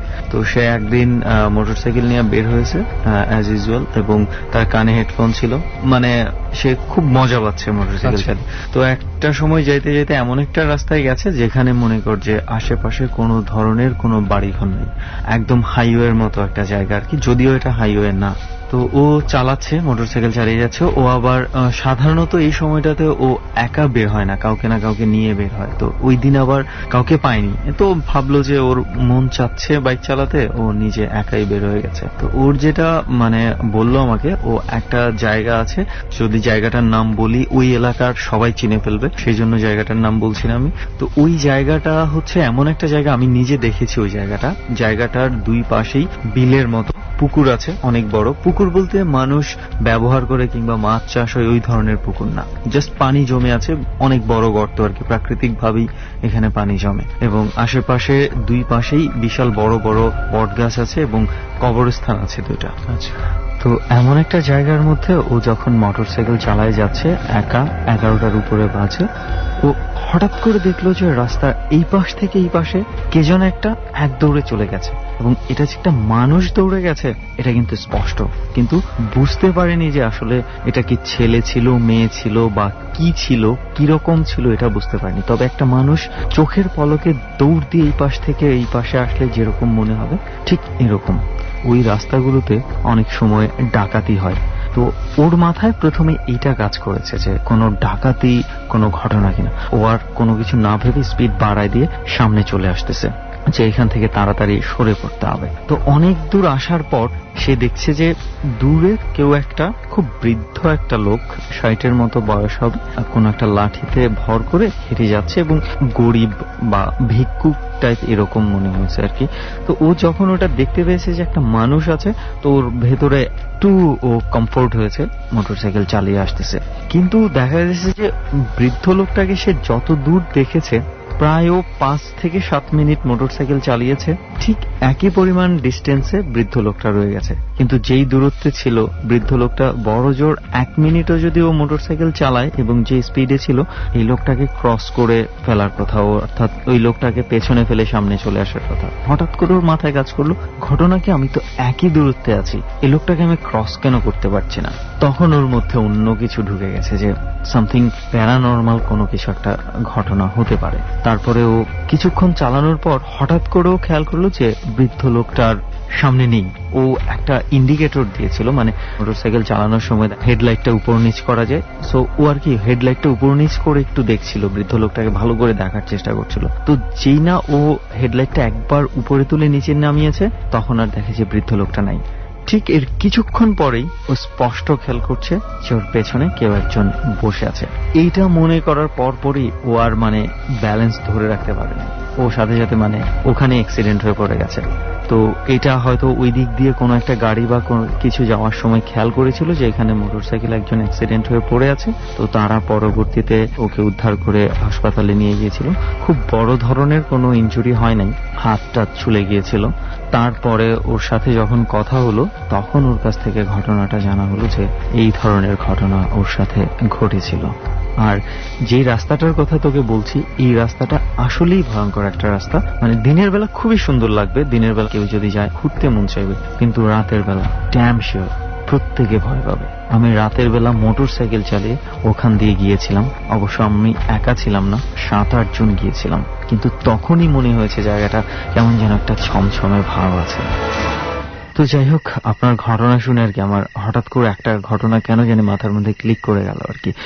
ঘটনাটা বেশি দিন হয়নি, জাস্ট মাস দেড়েক আগে ঘটে যাওয়া ঘটনা আর কি এটা। ওকে, অনেক ধন্যবাদ আপনাকে, এমন চমৎকার একটা ঘটনা আমাদের ডরে এসে শেয়ার করেছেন, এবং আই থিঙ্ক আমরা এখানে প্রত্যেকে যারা আছি সবাই অনেক পছন্দ করেছে ঘটনাটা। ডরে যেটা ঘটে থাকে, একটার পর একটা দুর্দান্ত গল্প আমরা শুনতে থাকি, এবং আমি আর রেহান দুজনই যখন গল্প শোনা শুরু করি মনে হয় যে একটার পর একটা শুনতেই থাকি। তো সেই ধারাবাহিকতায় আমরা থাকি রেহান। পরবর্তীতে যিনি আছে চল তার কাছে চলে যাই, এবং পরিচয়টা যথারীতি তার কাছে আমরা জানি। ভাই, আপনার নামটা? আমি আবিদ। আবিদ? জি, আবিদ। Okay. কোথায় থাকেন আপনি? ধানমন্ডিতে। ওকে, কি করেন এমনিতে? আমি স্টাডি করতেছি, আমি সেকেন্ড টাইম মেডিকেল দিব। ওকে, ডর টিমের কাছে আমরা যেটা শুনেছি যে আপনার কিছু ঘটনা রয়েছে, এবং ডেফিনেটলি ঘটনাগুলো ইন্টারেস্টিং, আর সেই জন্যই আপনি আমাদের এই জার্নিতে আছেন। ডর টিম আপনাকে সিলেক্ট করেছে। প্রথমে কোন ঘটনাটা দিয়ে আমরা শুরু করতে পারি? আপনি কোন ঘটনাটা প্রথমে আমাদেরকে শোনাতে চান? জি ভাই, আমি বলতে চাচ্ছিলাম যে আমার রিসেন্টলি ঘটে যাওয়া, আমার ফ্যামিলির সাথে ঘটে যাওয়া। ওকে, আপনার ফ্যামিলি মেম্বার কে কে আছে? আমার ফ্যামিলি মেম্বার আমার বাবা মা, আমার ছোট বোন আর আমি। ওকে, কোথায় থাকেন আপনারা? ধানমন্ডিতে? জি, ধানমন্ডিতে। ওকে, এই ঘটনাটা কি ধানমন্ডিতেই? জি, ধানমন্ডিতেই ঘটে যাওয়া। ওকে, তাহলে আমরা শুরু থেকে শুনি কিভাবে ঘটনাটা শুরু হলো। আমার ছোট বোন নাম অর্পা, ও এবার জেএসসি দিল। তো ওর জেএসসি এর 2 দিন পর থেকেই ও খুব অসুস্থ আর কি। অসুস্থ হলে ওর নিঃশ্বাস বন্ধ হতো, তো এমন হতো যে হঠাৎ করে নিঃশ্বাস থেমে গেছে, আবার নিঃশ্বাস উঠতো অনেক জোরে জোরে। তো এই অবস্থায় আমরা সবাই ওকে হসপিটালে নিয়ে যাই। নিয়ে যাওয়ার পরে কিছুদিন রাখার পর ওর কোনো উন্নতি হয় না, হসপিটালে ভর্তি থাকে, কোনো উন্নতি হয় না। ইভেন কোনো চেক আপে ওর কোনো প্রবলেম দেখা দেয় না। আমার নানু বাড়ি থেকে মামিরা যখন ওকে দেখতে আসে তখন ওর আচরণগুলো দেখে আমার মেজমামি বললো যে ওর বাতাসের প্রবলেম আছে, বাতাসে কিছু একটা ঘটছে আর কি। মানে বাতাসের প্রবলেম বলতে যে অস্বাভাবিক কিছু, অলৌকিক কিছু, যে অশরীরী কিছু থাকে, এই ধরনের কিছু ঘটনা। অ্যাকচুয়ালি আমি এটা কখনোই বিশ্বাস করতাম না আগে, বাট এখন বিশ্বাস করতেছি যেটা হয়েছে আর কি। তো মামি যখন এই কথা বলছে, হঠাৎ করে আমার আম্মু দরজার সামনে ছিল, হসপিটালে গিয়ে কেবিনের দরজার সামনে ছিল। ওই সময় হঠাৎ করে আম্মুর পিছন থেকে কেউ ধাক্কা দিছে, পিছনে কেউই ছিল না, দরজাটাও লক করা ছিল। তো আম্মু বেশ ভয় পেয়ে গেছিল, আমরাও সবাই ভয় পেয়ে গেছিলাম। উনি ফিল করেছে কেউ তাকে একজন ধাক্কা মেরে আমার গায়ের উপর পড়ছে। ওকে, কিন্তু তার পেছনে কেউ ছিল না, সেই সাথে দরজা লক করা ছিল, সো ধাক্কা দেওয়ার মতো কোনো ওয়ে নাই। ওকে, দেন আমরা যেটা করলাম আর কি, ডাক্তার বলতেছিল যে ওর মানে মেন্টালি কিছু প্রবলেম হয়েছে। দ্যাটস আমার বাবা ভয় পেয়ে যে আমার মেয়েকে পাগলা করতে পাঠিয়ে দিবে। দ্যাটস ওয়াই মেয়েকে নিয়ে আমরা চলে আসলাম আর কি বাসায়। আপনার বোনকে নিয়ে আপনারা বাসায় চলে আসেন? জি জি। ওকে, তার ট্রিটমেন্ট কমপ্লিট হয় নাই, তখনও সে অসুস্থই আছে? জি জি, মানে ডাক্তার তো বলেই দিছে যে ওর কোনো প্রবলেম নেই। ওকে, বাট ওর ওই ধরনের, মানে আপনার বাবা ভয় পাচ্ছিল যে তার মেয়েকে মেন্টাল হসপিটালে শিফট করা হয়, সেই ভয়ে উনি বাসায় নিয়ে চলে এসেছেন? জি জি জি। ওকে, এরপরে যেটা হলো সেটা হচ্ছে আমার মামি, আমার মেজো মামি যখন বাথরুমে গেল তখন তাকেও এইভাবেই ধাক্কা দেওয়া হয়েছে। তো মামি হচ্ছে বাথরুমের ভিতর ধাক্কা লেগে পড়ে গেছিল আর কি। কয়টার দিকে তখন? এটা তখন রাত 9:30টার দিকে। ওকে, দেন মানে ধানমন্ডির ওই বাসাতে, যে বাসার কথা আপনি বলছেন? জি জি, ওইটা দেখে তো আরো বেশি ভয় পেয়ে গেছে, ওনার মাথায় চোট পাইছিল। দেন উনি, আচ্ছা, ধানমন্ডিতে এটা কি কোনো ফ্ল্যাটের কথা বলছেন নাকি? ফ্ল্যাটে। ওকে, যেখানে আমরা থাকতেন। জি, আমরা বাসাটা চেঞ্জ করে ফেলছি। তো দেন আর কি ওই দিন আব্বু একটা হুজুর নিয়ে আসছিল। হুজুর নিয়ে আসার পরে আমাদের দরজাতে, প্রত্যেকটা দরজাতেই সূরা লিখে দিয়ে গেছিল। সেদিন রাতে ওরকম কোনো প্রবলেম হয় নাই আর কি। হুজুর কিছু বলেনি যে? উনি জাস্ট হুজুর মানে দোয়াটা লিখে দিয়ে গেছে, তাছাড়া এমন কিছু বলেন। আমি ভাবছি যে আমরা ভয় পাচ্ছি, হ্যাঁ, সেই ভয়টা দূর করার জন্য। এরপরে আমার যেটা হলো সেটা হচ্ছে মামিরা ওকে নিয়ে চলে যাবে। আব্বু ব্যস্ততা থাকার কারণে আমাকে বলছিল যে ওদেরকে আগা দিতে, তাই আমরা গাড়ি নিয়ে বের হয়ে গেলাম। দেন আমরা যখন ফেরির কাছাকাছি তখন আমরা রাস্তা হারাই ফেলি আর কি। কোন ফেরির কাছাকাছি? আমরা দৌলতদিয়া। আচ্ছা, ফেরিঘাট যেটা। আপনারা কোথায় যাচ্ছিলেন? আমরা আপনাদের কুষ্টিয়া যাচ্ছি। কুষ্টিয়া, আপনাদের গ্রামের বাড়ি জি, যাচ্ছিলেন? গ্রামের বাড়ি কুষ্টিয়া, আপনার বোনকে নিয়ে? বোনকে নিয়ে। ওকে। এরপরে যেটা হলো সেটা হচ্ছে আমরা রাস্তা হারিয়ে ফেলি, দেন আবার ইউটার্ন করে আবার পুনরায় জিজ্ঞেস করে তারপরে যাই। যাওয়ার পর যখন আমরা ফেরিতে উঠবো তখন আপনারা কি নিজেদের গাড়িতে জি যাচ্ছেন? নিজেদের গাড়িতে যাচ্ছিলাম। ওকে। তো এমন সময় আর কি যেটা হলো যে ফেরিতে যখন উঠতেছিলাম তখন কেউ একজন আমাদের গাড়ির সামনে এসে হাত বাড়ায় দিয়ে বলতেছে, আজকে যাচ্ছেন, কবে আসবেন? আচ্ছা। এরপরে যেটা হলো আমরা ফেরি থেকে পার হলাম, পার হওয়ার পরে আরেকজন আর কি, উনি না, এসে বলতেছে আসলেন, ভালো করছেন। মানে যখন আপনারা পার হয়ে গেছেন জি জি, already? যে আসলেন, ভালো করছেন। দেন আমি তো ওদেরকে আগায় দিয়ে আবার ঢাকায় চলে আসছি। ঢাকায় আসার পরে আমার বাবা আর আমি থাকলাম বাসায়। সেদিন আপনি আপনার মাকে, বোনকে, চাচিকে ওখানে রেখে আপনি ঢাকায় চলে এসেছেন? জি জি, ওকে। আমি যখন দিয়ে বাসায় চলে আসছি ওই দিন রাতে আমি আর বাবা আলাদা আলাদা রুমে ঘুমাইছিলাম। তো হঠাৎ করে আমার বোনের রুম থেকে আর কি শব্দ হচ্ছিল, ড্রয়ের খোলার শব্দ হচ্ছিল, যে ওর ড্রয়ের কেউ খুলতেছে। তো ড্রয়ারটা লক করা ছিল তালা দিয়ে। আমি ভাবলাম যে হয়তো আব্বু যে কিছু খুঁজতেছে রুমে। আমি আব্বুকে জিজ্ঞেস করতে গেছি যে কি হয়েছে, দেখি যে রুমে কেউ ছিল না। এরপরে আমি আমার রুমে চলে আসলাম। রুমে আসার পরে দেখি যে আমার দরজা নক করতেছে কেউ। আমি ভাবছি যে আব্বু হয়তো নক করতেছে। তো আমি আব্বুর রুমে যাই, দেখি যে আব্বু ঘুমাই আছে। আচ্ছা। আর আমার বোনের রুম থেকে কান্নার আওয়াজ আসতেছে। কে কাঁদতেছে? এখন আমার বোনের রুমে তো কান্নার আওয়াজের কোনো ওয়েই নেই, কারণ আমার বোন নেই বাসায় তো নেই। বাসাই তো নেই। দেন আমি দরজা খুলে যে দেখি যে এই ধরনের কোনো ইয়াই নেই, মানে কোনো চিহ্ন নাই যে ওই রুমে কিছু আছে কিংবা দরজার টিভি চলতেছে, এই ধরনের কিছুই না। আমি আমার আওয়াজটাও কি বন্ধ? তো হ্যাঁ, আওয়াজটা তখন বন্ধ। আমি দরজা খোলার সাথে সাথে আওয়াজটা বন্ধ। আচ্ছা। এরপরে আমি আমার রুমে চলে আসি। রুমে আসার পরে আমি মানে ঘুমাইতে পারি না ভয়ের কারণে। দেন অমন সময় তখন আপনার বাবা কোথায় ছিল? বাবার রুমে ছিল। আচ্ছা, আপনি আর ওনাকে কিছু বলেন? না, আমি আর বাবাকে তখন কিছু জিজ্ঞেস করি নাই, যখন দেখলাম ঘুমাচ্ছে। দেন আমি আমার রুমে চলে আসি। রুমে আসার পরে আমার রুমে দেখি যে মানে আমি অত রাতে এখনো ঘুমাইতে পারছি না, আমার ঘুম আসতেছে না। দ্যাটস ওয়াই আমি কি করি, আমি হচ্ছে ফেসবুকে চ্যাটিং করছিলাম। অমন সময় দেখি যে মানে আমার রুম থেকে ছায়া, মানে আমার মনে হচ্ছিল আমার ছোট বোন আমার সামনে দিয়ে হেঁটে যাচ্ছে। আপনার রুমে? হ্যাঁ, আমার রুমে মনে হচ্ছে আমার ছোট বোন আমার সামনে দিয়ে হেঁটে যাচ্ছে, বাট ছায়াটা দেখা যাচ্ছে, কোনো মানে হিউম্যান বডি না। আচ্ছা। ওকে। দেন যেটা হলো সেটা হচ্ছে আমি বাবাকে ডেকে বললাম যে এরকম প্রবলেম হচ্ছে, আমি ওনার কাছে যে শুনলাম। তো সেই একটা গেল। এরপরে আমার এক খালু ছিল আর কি, উনি আবার এই বিষয়ে খুবই পটু। আচ্ছা। অনেক আগে থেকে উনি আমার ছোট বোনকে ট্রিটমেন্ট এই করলো। বিষয়ে মিন্স এই ধরনের প্যারানরমাল ঘটনাগুলো নিয়ে উনি খুব অভিজ্ঞ। জি জি জি, মানে উনি আর কি ঝাড়ফুঁক করেন। আচ্ছা। ওকে। তো ওই রাতটা পার হলো। রাতটা পার হওয়ার পরে আমার ছোট বোনকে হচ্ছে উনি গোসল করাবে, মানে পানি পরে দিবে, মামিরে গোসল করাই দিবে। সেই গোসল হলো। আমার ছোট বোন সুস্থ। তো ওকে কিছু নিয়ম দিছিল, 40 দিনের আগে ওর মানে নদী পার হতে পারবে না, ও একা একা কোথাও থাকতে পারবে না, ইভেন একাও ঘুমাইতে পারবে না। আচ্ছা। যেটা হলো সেটা হচ্ছে ওর ওখানে থাকতে ইচ্ছে হচ্ছিল না, পাশে চলে আসবে। আচ্ছা, এই ঘটনাগুলো ওখানে ঘটছে? ওখানে ঘটছে, মানে গ্রামের বাড়িতে আপনার ফুপা তাকে ট্রিটমেন্ট করছে? হ্যাঁ, আমার ফোনে জানতেছি যে ওকে গোসল করানো হচ্ছে। হ্যাঁ, ওকে এগুলো বারণ করছে। তো রাতে হঠাৎ করে আম্মু ফোন দিচ্ছে যে ও খুব কান্নাকাটি করতেছে, ঢাকায় চলে আসবে, ওর ফ্রেন্ডদের খুব মিস করতেছে। আমি বলছি ঠিক আছে, তাহলে চলে আসো, যেহেতু হয়ে গেছে গোসল করানো। আমি আর এই ব্যাপারটা নিয়ে মাথা ঘামাইনি যে 40 দিন থাকতে হবে এই ব্যাপারটা নিয়ে। দেন ওরা চলে আসলো পরের দিন আমার মামার সাথে। যেটা হলো ও হঠাৎ করে রাতে খুব চিল্লাই কাঁদতেছে। আমি, আম্মু আর আব্বু যে জিজ্ঞেস করছি কি হয়েছে, তখন আব্বুকে হঠাৎ করে জড়াই দিতে বলছে আব্বু ও আমাকে নিয়ে যাবে, আমাকে বিয়ে করবে। ঠিক আছে। তো সবাইকে ধরে কাঁদতেছে, আমি যাবো না। বলছে আমি যাবো না। ছোট বোন, হ্যাঁ। ইভেন ওর মুখে চড়ের দাগ ছিল, মানে তার মুখে কেউ চড় মেরেছে, সেই দাগ লেগে আছে। জি জি, কিন্তু আমরা কিন্তু কেউ কখনোই ওকে মারিনি। আচ্ছা। তখন আম্মু ওর কাছে যে শুয়েছিল আর কি, ভোরের দিকে, ভোরের আজানের কিছুটা আগে হঠাৎ করে আমার ছোট বোনের কান্নার আওয়াজ। ভাবলাম যে আবার ফোনের প্রবলেম হয়েছে। এরপরে আমি আর আব্বু মানে আব্বুকে ডাক দিয়ে বলছি চলো তো একটু রুমে যাই। রুমে যেয়ে দেখি যে ওরা সবাই ঠিকঠাক আছে, মানে আম্মু আর হচ্ছে আমার ছোট বোন। বাট ওদের চারপাশ দিয়ে, বেডের চারপাশ দিয়ে অনেক বড় বড় চুল। আচ্ছা। তো যেটা হলো সেটা হচ্ছে পরের দিন আমরা হুজুর নিয়ে পরিমাণ অনেক বড় বড় চুল। এটা আপনার আম্মার মাথার হতে পারে কিংবা আপনার বোনের মাথার হতে পারে। যেটা বলছিলাম সে পাট কখনো দেখছেন আপনি? পাটের যে একটা ধরা থাকে। আচ্ছা আচ্ছা আচ্ছা, সেই মানে পুরো গোছা, সেই পুরো একটা গোছা চারপাশ দিয়ে আছে, আচ্ছা, চুল ছড়ায় আছে এরকম অনেকগুলা। মানুষের মাথা থেকে সাধারণত এত চুল পড়ে না, হয়তো 2, 1, 5, 10 এরকম হতে পারে। সেটা আমরা ছবি তুলে পর্যন্ত রাখছিলাম। ওকে। দেন ওই দিন রাতটা কাটলো, হুজুর নিয়ে আসলাম পরের দিন। আব্বু একটা হুজুর নিয়ে আসলো, উনি আবার ঝাড়ফুঁক করে দিল, যে মানে ঝাড়ফুঁক বলতে কি উনি দোয়া টোয়া করে দিল, ওর পানি পরে দিল, খেলো। খাওয়ার পরে ওই হুজুরের সাথে ও একা একা কথা বললো আর কি। আপনার বোন? হ্যাঁ, কথা বললো। ওকে থ্রেড দেওয়া হয়েছে, রাতে বলা হয়েছে যে ওকে নিয়ে যাবে, ওকে বিয়ে করবে, আর যদি না করে তাহলে পরে আমাদের প্রবলেম হবে, যেমন আমার বাবার না হয় আমার। এই কথাগুলো কি আপনার বোন হুজুরের সাথে বলছে? জি জি জি। আচ্ছা।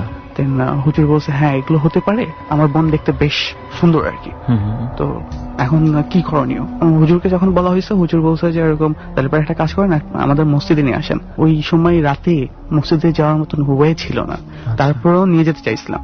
আমার বোনকে নিয়ে যখন নামতেছি সিঁড়ি দিয়ে, তখন আমার বোনের হাত ধরে রাখছে। অস্বাভাবিক একটা কাহিনী, যেটা যে আমার বাবা ধরে রাখছে আমার ছোট বোনের হাত, ও সিঁড়িতে নামতেছে, ওর হাতে কিছু নেই, ঠিক আছে, ইভেন সিঁড়ির যে বারটা থেকে ওইটাও ধরা নেই, বাট ওকে টেনে নেওয়ানো যাচ্ছে না। কি বলেন, মানে আমি একটু এই জায়গাটা যদি আমি যেটা বুঝতে পারছি, মানে সিঁড়ি দিয়ে ওকে নামানোর সময় সে সিঁড়ির রেলিংও ধরে নাই, না কোথাও ধরেনি, জাস্ট তাকে সিঁড়ি দিয়ে টেনে নামানো যাচ্ছে। জি, আমাদের দরজাটা খোলার পরে যে সিঁড়িটা থাকবে ওই সিঁড়ি থেকে নামাতে পারছিলাম। কিভাবে সম্ভব? একটা বাচ্চা।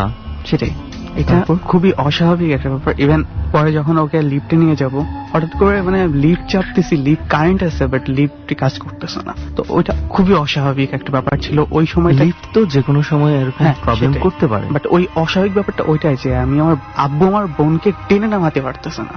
আচ্ছা, ও অসুস্থ একটা মানুষ, তবু ওকে টেনে নামাইতে পারতেছে না। হঠাৎ করে ওর হাতের দিকে দেখা যায় যে 5টা আঙুলের ছাপ বসে আছে, রক্ত লাল হয়ে গেছে। মানে ছাপ বসে আছে, কেউ যদি হাতের মধ্যে ধরে রাখলে যেই ধরনের একটা চিহ্ন হয়, ওই ধরনের চিহ্ন লেগে আছে। মাই গড। তো সেদিন আর নিয়ে গেলাম না ওকে বাসায় রাখলাম। বাসায় রাখার পরে হঠাৎ করে আমার বোনের রুমে যে ড্রেসিং টেবিলটা আছে, ড্রেসিং টেবিলের ও নিজে ভেঙে ফেলছে আয়না। মানে আব্বু জিজ্ঞেস করছে কেন ভাঙলা তুমি এটা? ও বললো যে ওইখান থেকে ও আসে সবসময়।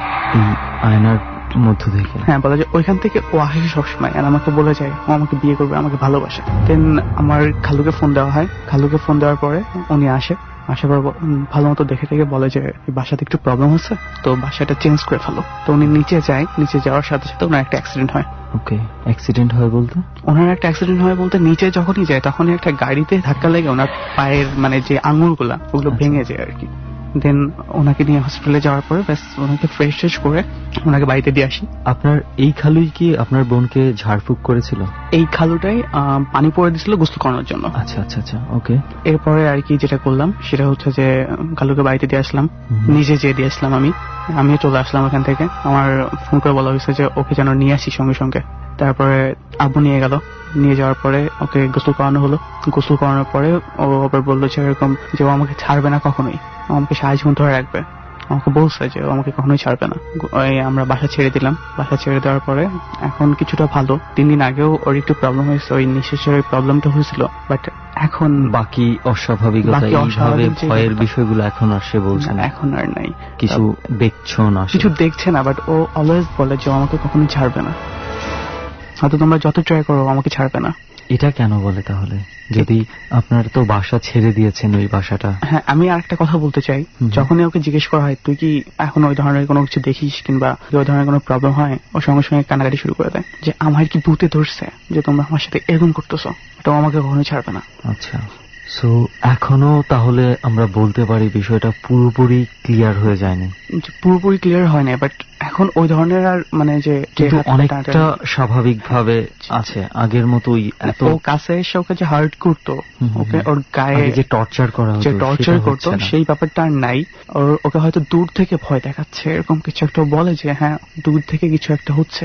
তো এটা কি এমন কি কিছু আপনারা জানতে পেরেছেন যে এটা আপনারা যেই বাসাটায় ছিলেন বাসাটার কোনো প্রবলেম ছিল, নাকি তার সাথে এটা কিভাবে মানে তাকে ধরেছে? আমি যেটা বলতে চাচ্ছিলাম আর কি, আমাদের তো অনেকগুলো হুজুর দেখা হয়ে গেছে। ডাক্তার দেখানোর পরে হুজুরও তো দেখানো হয়েছে। হুজুররা অনেকে অনেক কথা বলছে।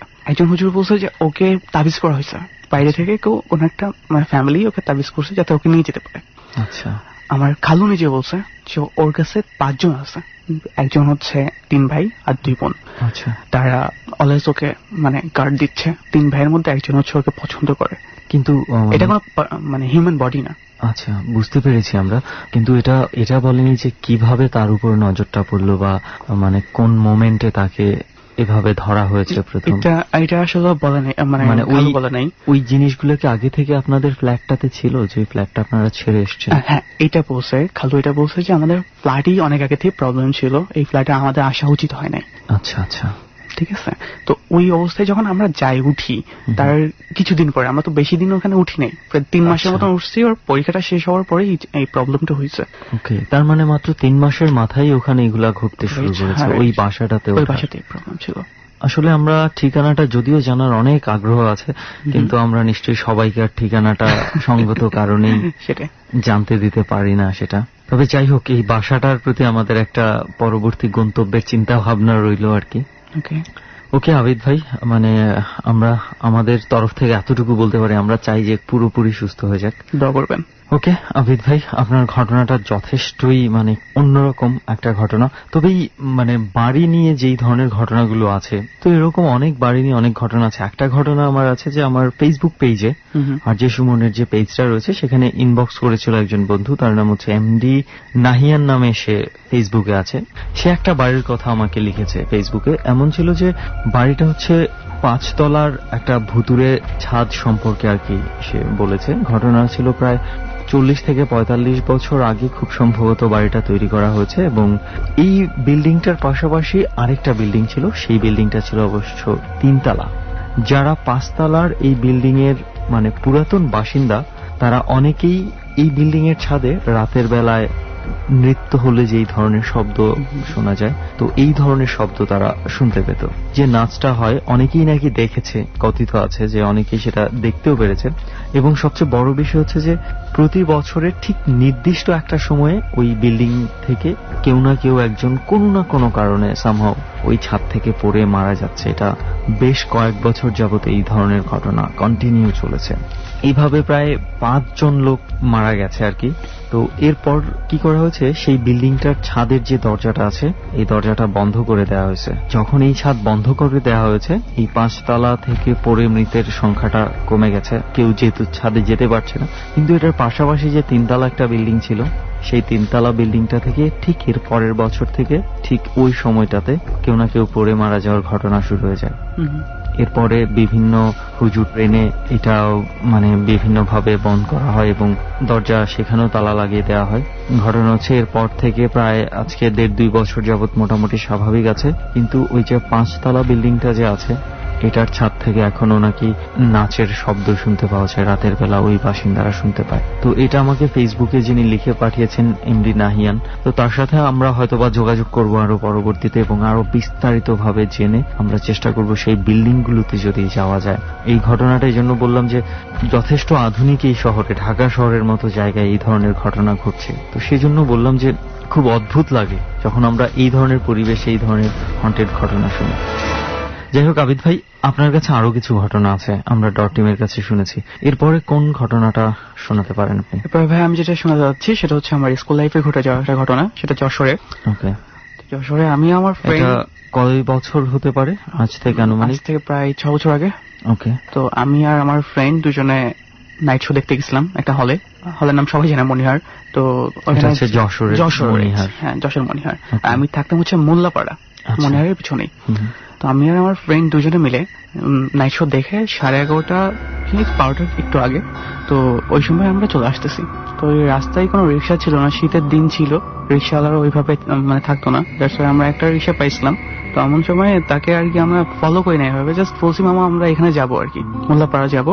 তো উনি কোনো কথা না বলে উনিও রিক্সা উঠলো, আমরাও রিক্সা উঠলাম। আমরা যাবো ডানে, উনি সোজা চলে গেলেন আর কি উল্টা রাস্তায়। জিজ্ঞেস করলাম না কিছুই, কারণ ওদিক থেকে আমার বাসায় যাওয়া যায়, অনেক দূর হয়ে যায়। সেক্ষেত্রে আমরা জাস্ট একবার জিজ্ঞেস করছি যে কেন, এদিক থেকে কেন? উনি কোনো অ্যান্সার দেন নাই। তো যথাযথ আমরা চুপ করেছিলাম, কারণ আমি আমার ফ্রেন্ড দুজনে মিলে কথা বলতে বলতে চলে যাচ্ছিলাম। এরপর হঠাৎ করে আমার যা চোখে পড়লো সেটা হচ্ছে যে ওনার পায়ের দিকে আর কি। আচ্ছা, তো পায়ের দিকে চোখে পড়লো, ওনার পা দেখলাম যে উল্টা। আমার নানির মুখে গল্প শুনতাম যে এরকম উল্টা থাকলে নাকি শরীরে কিছু থাকে। তো যেটা হলো সেটা আমার কাছে জিজ্ঞেস করার পর উনি কোনো কথা বললো না। হঠাৎ করে একটা ধমক দিল আমাদের। রিক্সাওয়ালা ধমক দিয়েছে? রিক্সাওয়ালা ধমক দিল। ওরকম একটা পরিস্থিতিতে, ওরকম একটা সময় যদি কেউ ধমক দেয়, ভয় পাওয়াটাই স্বাভাবিক। তো আমরা রিক্সা থেকে জাস্ট নেমেই দৌড় দিলাম। নেমে দৌড় দেওয়ার পরে আমাদের স্কুলটা ছিল ডাওয়াডাঙ্গাতে। তো হঠাৎ সামনে যে কেবলমাত্র দাঁড়াইছি, উনি দেখি যে হেঁটে হেঁটে আমাদের সামনে আসছে। ওকে, মানে সামনের দিক থেকে আসতেছে। জি, সামনের দিক থেকে আমাদের সামনে আসতেছে আর কি। আমরা তো পিছনে থাকার কথা, যদি আমাদের ফলো করতো, রিক্সা নিয়ে ফলো করতো, তাহলে পেছন দিক থেকে পিছন দিক থেকে আসতো। যদি সামনের দিক থেকে আসতে চাইতো তাও আসতে পারতো, বাট উনি হেঁটে হেঁটে হাউ ইটস পসিবল যে আমার সামনে আসবে, কারণ আমরা দৌড়ে আসতেছিলাম দুজনে মিলে। দেন যেটা হলো সেটা হচ্ছে যে ওনার মুখটা ছিল গামছাতে ঢাকা। আমি ওনার মুখের দিকে আর ওনার পায়ের দিকে এগিয়ে লাইট দিলাম আর কি, ফোনের লাইট, তো ওনার মুখ দেখতে পেলাম না। আমি মুখ দেখতে না পেয়ে জাস্ট পা দেখলাম, পা সেম উল্টা। ওই অবস্থায় আমরা দৌড় দিলাম। দৌড় দেওয়ার পরে বাসার সামনে যে আমি পড়ে যাই, তারপরে প্রায় সপ্তাহখানিকের মতন আমার জ্বর ছিল। তো আমার আম্মুকে যখন বলি, তখন বললো যে এত রাতে বাইরে যাওয়াটা ঠিক না, আর ওই জায়গাটা বেশ ভয়ানক ছিল মনের সামনে। এটা আমাদের যশোরে যদি কেউ থাকে, কোনো ফ্রেন্ড থাকে, অবশ্যই সে জানে। ওকে, তো এটা হচ্ছে আপনার দ্বিতীয় ঘটনাটা যেখানে এই ধরনের ঘটনা ঘটেছিল। ওকে, আরো একটা ঘটনা আছে আপনার, তো আমরা সেই ঘটনাটা একটু শুনে ফেলি সংক্ষেপে। জি শিওর। সেটা ভাইয়া প্রায় ওর থেকে 1 বছর পরে আর কি, মানে ওই ঘটনাটা, যে ঘটনাটা বললাম রিসেন্টলি, তার থেকে 1 বছর পরে আমার ওই ফ্রেন্ডেরই বাবা মারা যায়। আচ্ছা। তো তখন বাজে রাত 9:30। তো তার রিলেটিভরা কেউ এখানে থাকে না। কোথায় মারা যায়? যশোরে। জি, আমি যশোর থাকতাম তখন। আচ্ছা। তখনকার ঘটনা আর কি। তো ওই সময় আর কি আমার ফ্রেন্ডের বাবা মারা যায়, বলে ওনার রিলেটিভরা কেউ আবার ওখানে থাকে না। ওর বাড়ি আর আমার বাড়ি প্রায় কাছাকাছি, কুষ্টিয়াতে। ইভেন ওর বাসা আমার বাসাও কাছাকাছি। তো আমাকে বলে যে এরকম প্রবলেম হয়েছে। তো আমি আর আমার বাবা যাই, বাবা যাই দেখে ওই অবস্থা। তো ওর মা চাচ্ছিল না যে ওই বডিটা যশোর থাকে এই মুহূর্তে, কারণ রাতে থাকলে যদি নষ্ট হয়ে যায়। কয়টার দিকে মারা গেছে? 9:30 দিকে। রাত 9:30 দিকে। জি। ওকে। দেন আমরা যেটা করলাম সেটা হচ্ছে যে আমাদের গাড়িটা নিয়ে বের হলাম, ওই নিয়ে যাব। তো যশোর থেকে লাশটা নিয়ে কুষ্টিয়ায় যাবেন? জি জি, কুষ্টিয়াতে যাব। ওকে। তো যেটা হলো ভাইয়া, সেটা হচ্ছে আমাদের গাড়িটা ছিল হচ্ছে আপনার 3টা স্তরের আর কি। এই ড্রাইভারের সিট, তারপরে মাঝখানে একটা সিট, পিছনে একটা সিট। আচ্ছা। তো আমি আর আমার মাইক্রোবাস সামথিং, হ্যাঁ। তো আমি আর আমার ফ্রেন্ড ছিলাম পিছনে, বডিটাকে কোলে নিয়ে, কাপড় বলে যাকে, অনেক পড়ানো ছিল। দেন আর আমার বাবা আর আন্টি ছিলেন সামনে। মানে আপনার বাবা আর হচ্ছে আপনার ফ্রেন্ডের মা, অর্থাৎ আপনার আন্টি যাকে বলছেন, ওনারা সামনের সিটে ছিল। জি। এর ড্রাইভার গাড়ি চালাচ্ছিল একজন? না, আমার বাবাই ড্রাইভ করতেছিল। আচ্ছা, আপনার বাবা ড্রাইভ করতেছিল, পাশের সিটে ছিল আপনার ফ্রেন্ডের মা। জি জি। পেছনে আপনারা দুজন ছিলেন। জি। আর কোলে ছিল, আপনাদের কোলে ছিল ডেড বডিটা। তো হঠাৎ করে আমি আর আমার ফ্রেন্ড ঘুমায় পড়ছিলাম, কোলে নিয়ে অবস্থায় ঘুমায় পড়ছিলাম, অনেক রাত হয়ে গেছিল। তো হঠাৎ করে চোখ খুলে দেখি যে আঙ্কেলের কাফনের কাপড়ে মুখ থেকে সরে গেছে, মুখটা বের হয়ে গেছে। আচ্ছা। মাথা থেকেও নেমে গেছে। তো এটা ভাবছিলাম যে হয়তো আমাদের হাতের টাচের কিংবা আমাদের ওই ঘুমানো অবস্থায় হয়তো সরে গেছে, বাট এটা ইম্পসিবল, কজ তার মুখে আর মাথায়, যে অনেকে জানে কাফনের কাপড় কিভাবে বাঁধে। আচ্ছা। ইম্পসিবল, ঝাঁকি লাগলে ওটা খুলবে না, বাধা থাকে ওটা। তো এর কিছুক্ষণ পরেই আমরা সবাই মিলে ভয় পেলাম এটাই যে আমাদের গাড়িটা এমন এক জায়গায় গিয়ে পড়ছে যেখান থেকে আমরা ফেরত আসতে পারছি না, ইউটার্ন করতে পারছি না। কোথায় ইউটার্ন করবো, কারণ আমরা ছিলাম রাস্তায়। হঠাৎ করে আবিষ্কার করলাম যে আমরা একটা মাঠের মাঝখানে, লাইক বিল। আচ্ছা। বিল ঝিল যাকে বলে আর কি। তো মানে আপনারা একটু ভুলবশত অন্য ট্র্যাকে চলে গেছেন? জি, অন্য ট্র্যাকে বলতে যেটা হবে, মানে আমরা যদি রাস্তায় যেতাম তাহলে ইউটার্ন করতে পারতাম। আমরা এমন একটা জায়গায় যে পৌঁছেছিলাম যে অন্ধকার রাত, হ্যাঁ, শীতের মধ্যে কুয়াশা। তো ওই সময় আর কি আমরা ইউটার্ন করার মতো রাস্তা খুঁজে পাচ্ছিলাম না। তো মাঠের মাঝখানে আমরা, এখন আমরা রাস্তাও দেখতে পারতাম, তো রাস্তার উপর দিয়ে যেতে পারতাম। তো সেক্ষেত্রে আমরা রাস্তায় উঠতে পারতেছিলাম না। আমাদের হঠাৎ করে দেখি যে চারপাশে দেখলাম কুকুর, অনেকগুলো কুকুর এসে কুকুরগুলো ডাকতেছে আর কি। আচ্ছা। হ্যাঁ, শিয়াল যেভাবে ডাকে ওইভাবে। আর এটা দেখে বেশ ভয় পেয়ে গেছিলাম যে কেন হঠাৎ করে এইভাবে রাস্তার মাঝখান থেকে এখানে চলে আসলাম, আবার কুকুরটাও এসে এইভাবে চিল্লাচ্ছে, কুকুরগুলা। আন্টিও বেশ ভয় পেয়ে গেছিল। আশেপাশে ওইদিকে আপনারা যে জায়গাটা আটকে গেছিলেন, যতটুকু আপনাদের নজর যাচ্ছে, বা গাড়ির হেডলাইটের আলোতে কোনো বাড়ি ঘরের চিহ্ন বা কোনো বাড়ি ঘরের কোনো চিহ্নই ছিল না। পিছনের কোনো রাস্তা দেখছিলাম, সামনের কোনো রাস্তা দেখছিলাম না। আমরা টর্চ দিয়েও ট্রাই করছিলাম যে কোনো রাস্তা আছে কিনা। আমি এই প্রশ্নটা এই জন্য করলাম যে কুকুর আমরা সাধারণত দেখি যে বসতির আশেপাশেই থাকে কুকুরগুলো, এবং কুকুরের আরেকটা বৈশিষ্ট্য হচ্ছে যে আননোন কোনো কিছু দেখলে হঠাৎ করে তারা মানে এইভাবে চিৎকার চেঁচামেচি শুরু করে দেয়। তো সেটা হলেও একটা কথা ছিল, কিন্তু একটু আমার কাছে খটকা লেগেছে যে যেহেতু আপনি বলছেন যে আশেপাশে কোনো ধরনের কোনো বাড়ি ঘর ছিল না, তো সেক্ষেত্রে কুকুরগুলো, এতগুলো কুকুর ওখানে মানে কতটুকু যুক্তিসঙ্গত আমি বুঝতে পারছি না। সেটা তারপর কি হলো? তারপর ভাইয়া যেটা হলো সেটা হচ্ছে মানে কোলে একটা ডেড বডিকে রাখতে গেলে কতটা এনার্জি লাগে, কারণ আমরা সারা রাত এখানেই থাকতে হবে, কারণ আমরা রাস্তা খুঁজে পাচ্ছি না। দিন হলে দেন আমরা রিটার্ন করবো। দ্যাটস ওয়াই তাকে হচ্ছে পিছনে শোয়াই দিলাম। পিছনে শোয়াই দেওয়ার পরে ভাইয়া আমরা ঘুমাইতে পারতেছিলাম না, কারণ বিচ্ছির একটা গন্ধ আসতেছিল। আপনি হয়তো বলবেন যে ভাইয়া এটা হচ্ছে মৃতদেহের গন্ধ, ওরকম না, মনে হচ্ছে যে ভিতর থেকে আমার সবকিছু বের হয়ে আসতেছে।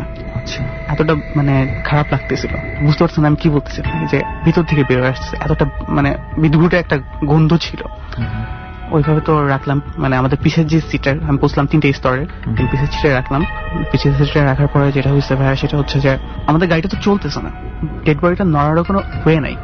ওনার বডিটা যেভাবে ছিল, সিচুয়েশনটা হচ্ছে এমন একটা বিলের মধ্যে, মানে রাতের বেলা, চতুর্দিকে কোনো আশেপাশে কোনো বসতির চিহ্ন নাই, কিছু নাই।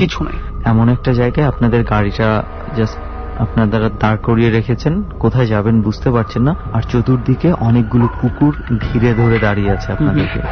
আপনি জানেন ভাইয়া যে হর্ন দিলে কিন্তু মানে শব্দ শুনলে কুকুরগুলো পালায়, বাট ওরা পালাচ্ছিল না। আচ্ছা, ওকে। দেন পিছিয়ে রাখার পর আমাদের গাড়ি তো চলতেছে না, গাড়ি সম্পূর্ণ অফ করে রাখছে। তো এমন সময় কিন্তু ডেড বডি নড়ার কোনো ওয়ে নাই যে ডেড বডি নড়বে ঝাঁকিতে। তো পিছনে রাখার পরে যেটা হয়েছে ভাই সেটা হচ্ছে ডেড বডি রাখে সোজা করে আর কি।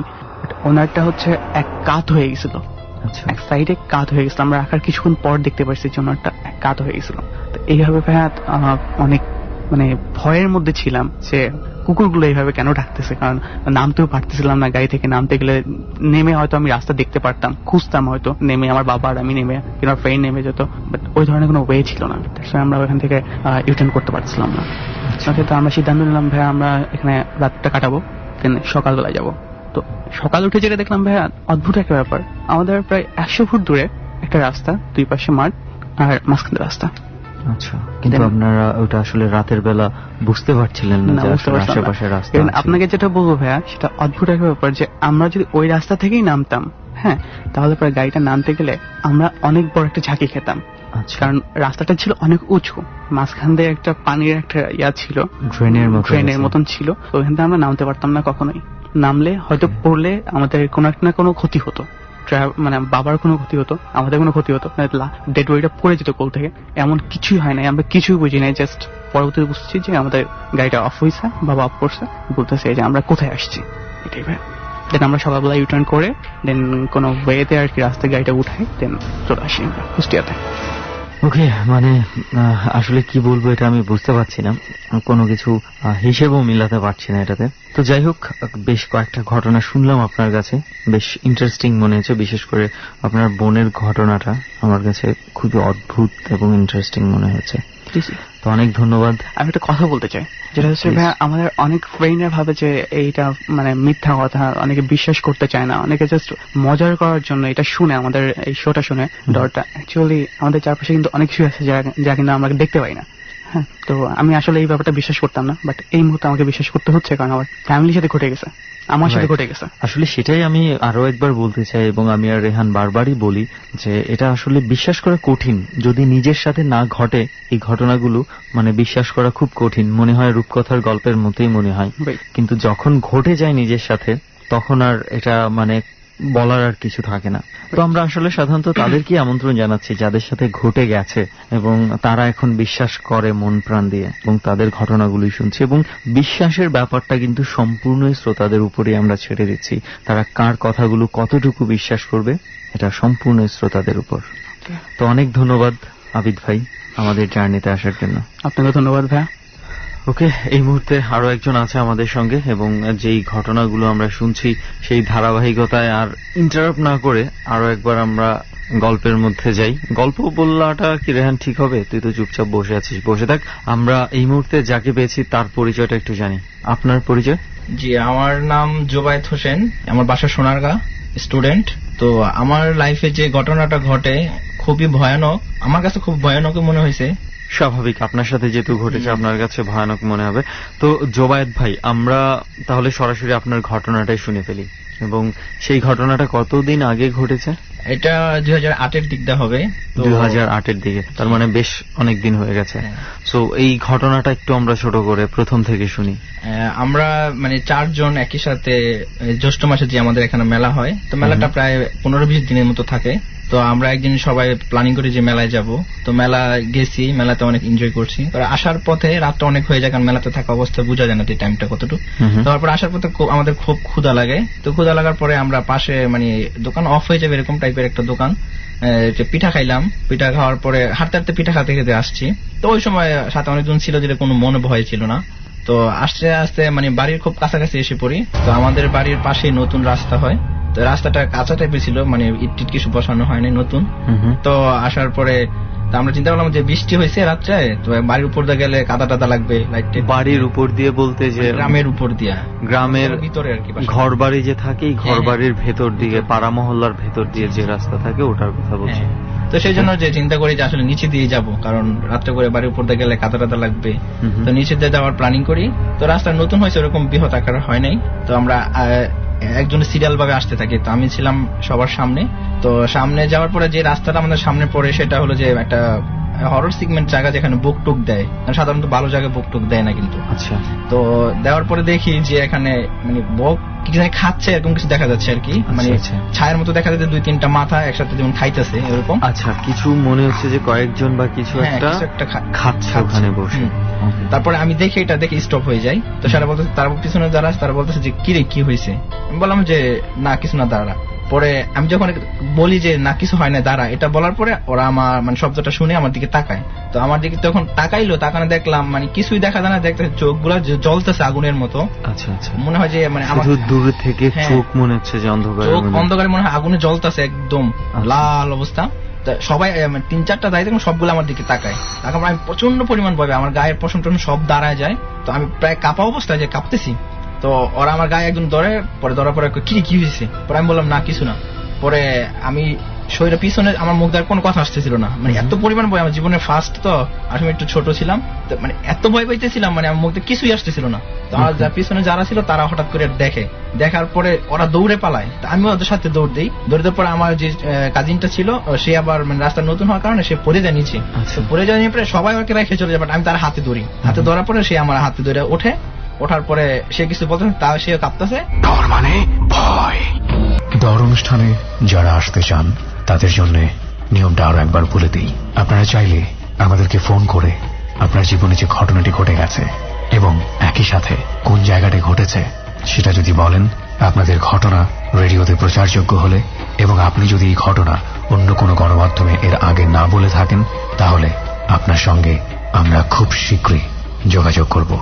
এমনও হতে পারে সুমন ও রেহান এবং এবিসির একটি বিশাল টিম সেই জায়গাটিতে বসেই আপনার জীবনের ঘটে যাওয়া অধিভৌতিক ঘটনাটি রেকর্ড করবে এবং প্রচার করবে বৃহস্পতিবার ঠিক রাত 11:20-এ। আমাদের ফোন নম্বরটি হচ্ছে 09613892892। আমি আবারও বলছি 09613892892। এখানে ফোন করার পরে আপনি 3 চাপবেন। তারপর ফোনের যে নির্দেশনাগুলোতে আছে সেগুলো শুনে আপনি আপনার কথাগুলো রেকর্ড করবেন। ফিরছি আমরা গল্পের ঠিক সেই জায়গাটি থেকে যেখানে ছোট্ট একটা বিরতি নিয়েছিলাম। ডর। হাতে ধরার পরে সে আমার হাতে ধরে ওঠার পরে সে কিছু বলতে, তাও সে কাঁপতেছে। পরে আমি বললাম আসতে সে সেন্সেস হয়ে পড়ে যায়, ওখানে অজ্ঞান হয়ে যায়। তো অজ্ঞান হয়ে যাওয়ার পরে সে বয়স আপনাদের চেয়ে ছোট ছিল? আমার 2 বছরের 3 বছরের ছোট হবে। আচ্ছা। অনেক ভয়ানক অবস্থা, কি করবো এত রাত্রে, কোথায় যাবো, বাসায় তো যেতেই হবে। পরে আমরা মানে এখন গ্রামের উপর দিয়ে আসতে হবে। তারপর গ্রামের উপর দিয়ে আসার চেষ্টা করার পরে আমাদের বাড়িতেই একটা পুরানো গাছ ছিল, গাব গাছ, অনেক পুরানো। তো ওই বাড়িটা আমার জঙ্গল টাইপের, একটু কেউ যায় না, থাকে না। তো সেখানে আগে শুনতাম যে কি না কি থাকতো। তো হঠাৎ করে ওই কথা মনে পড়ে যায় যে এখনো তো শুনতাম যে কি না কি আছে, এই দিকটা কিভাবে যাব।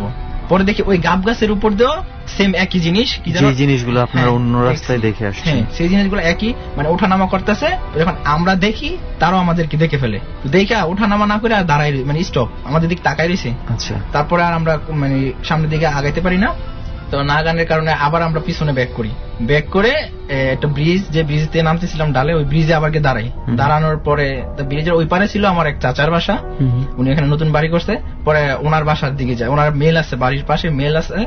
তো ওনার বাসা, উনি আবার অনেক রাত্র সজাগ থাকে, তো দেখি উনি বাইরে পাহারা টারা দিচ্ছে এরকম সজাগ টাইপের। পরে ওনাকে বলার পরে উনি বলে ঠিক আছে তোদের আজকে এই রাস্তায় যাওয়ার দরকার নাই, তোরা আমার এখানেই থাক। পরে চাচার এখানে থাকার পরে সকালে দেখি আমার যে ফুফাতো ভাইটা পড়ে গেছিল, সে কথা বলতে পারে না, কি কেমন যেন তাকায় থাকে শুধু মানুষের দিকে, কোনো কথাই বলতে পারে না, কিছু জিজ্ঞেস করলে কিছুই বলতে পারে না।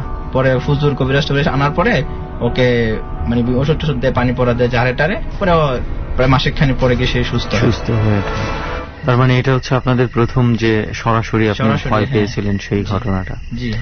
ওকে, আরো একটা ঘটনার কথা আমরা শুনেছিলাম যে কোথাও হয়তো কোনো একটা ঘটনা আছে যেটা আপনি সরাসরি প্রত্যক্ষ করেছেন। সো এই ঘটনাটা একটু শুনি আমরা। যেটা হলো যে আমার আন্টির কাছ থেকে শুনছি, সেটা আমার আন্টি। এটা আপনি শুনেছেন? জি জি, আন্টির কাছ থেকে শুনেছি। ওকে। তো আমার আন্টির বাসায় সোনারগাঁ বেড়াইতে আসছি, তো আমিও বেড়াইতে গেছি নানুর বাড়িতে। তো এরকম কথা হইতেছিল, তো শুনলাম, উনি বললো যে এরকম শুনছি। বেশি আগের ঘটনাটা, প্রায় মাসেখানি হবে। তো ওনারা যে বাসা থাকে ওনার পাশের বাড়িতেই, মানে ওরা ঘটনা ঘটার পরে জানতে পারে যে এখানে নাকি এরকম হয়েছিল। যে বাসাটা, সেই বাসার মধ্যে দুটা মুরব্বী মারা গেছিল, হাজবেন্ড ওয়াইফ। তো তাদেরকে নাকি বাড়িতেই কবর দেওয়া হয়েছে। বাড়িতে কবর দেওয়ার পরে অনেক দিন হয়ে গেছে, তো এটা কবর আর কবর বোঝা যায় না ওরকম। তো তাদের ছেলে মেয়ে নাতিরা ওই জায়গায় নাকি ঘর তোলে। এটা কি ওরা যখন ঘর তুলতো ওরা জেনেই তুলেছে নাকি? না না, ওরা জানতো না যে এখানে কবর ছিল, মানে কবরটা অনেক আগে, মানে বোঝা যায় না, যে বোঝা যায় না। তো ঘর তোলার পরে মানে ওরা সেই কবরের উপরেই বাসা তোলে। তো এখানে কবরের উপরে মানুষ থাকলে কিন্তু তাদের আজাব হয়, বা ওদের কিন্তু থাকলে বেটার না, কবরটা কিন্তু কবর থাকে না। তখন তারা নাকি কি করতো, ওই মুরব্বী দুইজন, পুরুষ এবং মহিলা, প্রায় মানে রাত্রে যাদের কবর ছিল, হ্যাঁ হ্যাঁ, তারা নাকি দেখা দিত মানুষের সাথে, ওই বাড়ির আশেপাশে মানুষের সাথে নাকি দেখা দিত। আচ্ছা আচ্ছা আচ্ছা। ওই যারা ঘর তুলেছে তাদের সাথে দেখা দিত না? তারা বাসায় থাকে না, তারা বাসায় তুলছে কিন্তু শুধু ঘরটাই তুলেছে, তুলে রেখেছে। ওকে।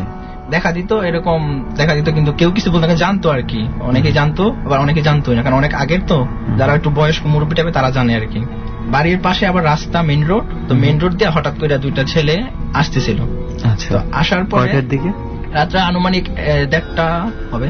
আচ্ছা। তো আসতেছিল, আসার পরে ওদের ঠিক একদম সামনে, চোখের সামনে কি যেন দেখতে পায়, কি জানি একটা ছায়ার মতো, কাপড়ের মতো সাদা, মানে ওদের রাস্তা বাধা হয়ে দাঁড়াইছে, আসলে বুঝতে পারতেছে না যে কি এটা।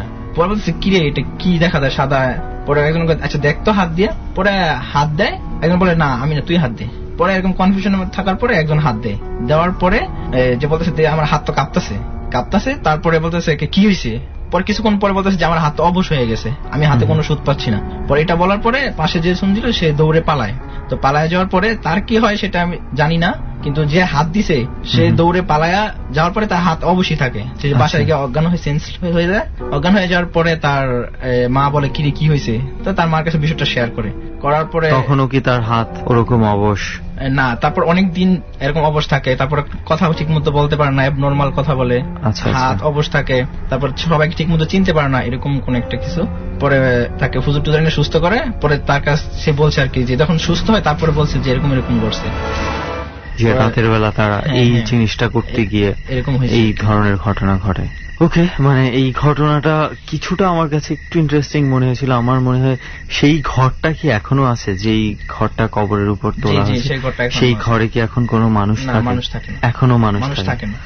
আসলে আমার খুব বেশি জানার ইচ্ছে ছিল যে ওই ঘরে যদি কোনো মানুষ থাকতো তাহলে কি ঘটতো, এবং সেই যে কবরে যারা থাকে তারা তাদের কাছে কি রূপে দেখা দিত। যাই হোক, এখন কেউ যেহেতু আর থাকে না সেখানে, তো সেটা তো সম্ভব হচ্ছে না। তো অনেক ধন্যবাদ, আপনি আমাদেরকে এই ঘটনাগুলো আমাদের জার্নিতে এসে শুনিয়েছেন এবং সবার সাথে শেয়ার করেছেন, সেজন্য। ওকে, আরো একজন অতিথি আছে এই মুহূর্তে আমাদের সঙ্গে, আর এতক্ষণ ধরে তো আমরা একটার পর একটা ঘটনা শুনছি। চল রেহান, আমরা পরবর্তীতে যে অপেক্ষা করছি একটু তার কাছে চলে যাই। হ্যালো ভাইয়া, কেমন আছেন? জি ভাইয়া, ভালো আছি। প্রথমে একটু আপনার পরিচয়টা জানি, কোথায় থাকেন, কি করেন, কি নাম? আমার নাম অনিক, আমি নারায়ণগঞ্জে থাকি, সরকারি তোলারাম কলেজের থেকে এবার আমি এইচএসসি পরীক্ষা দিচ্ছি।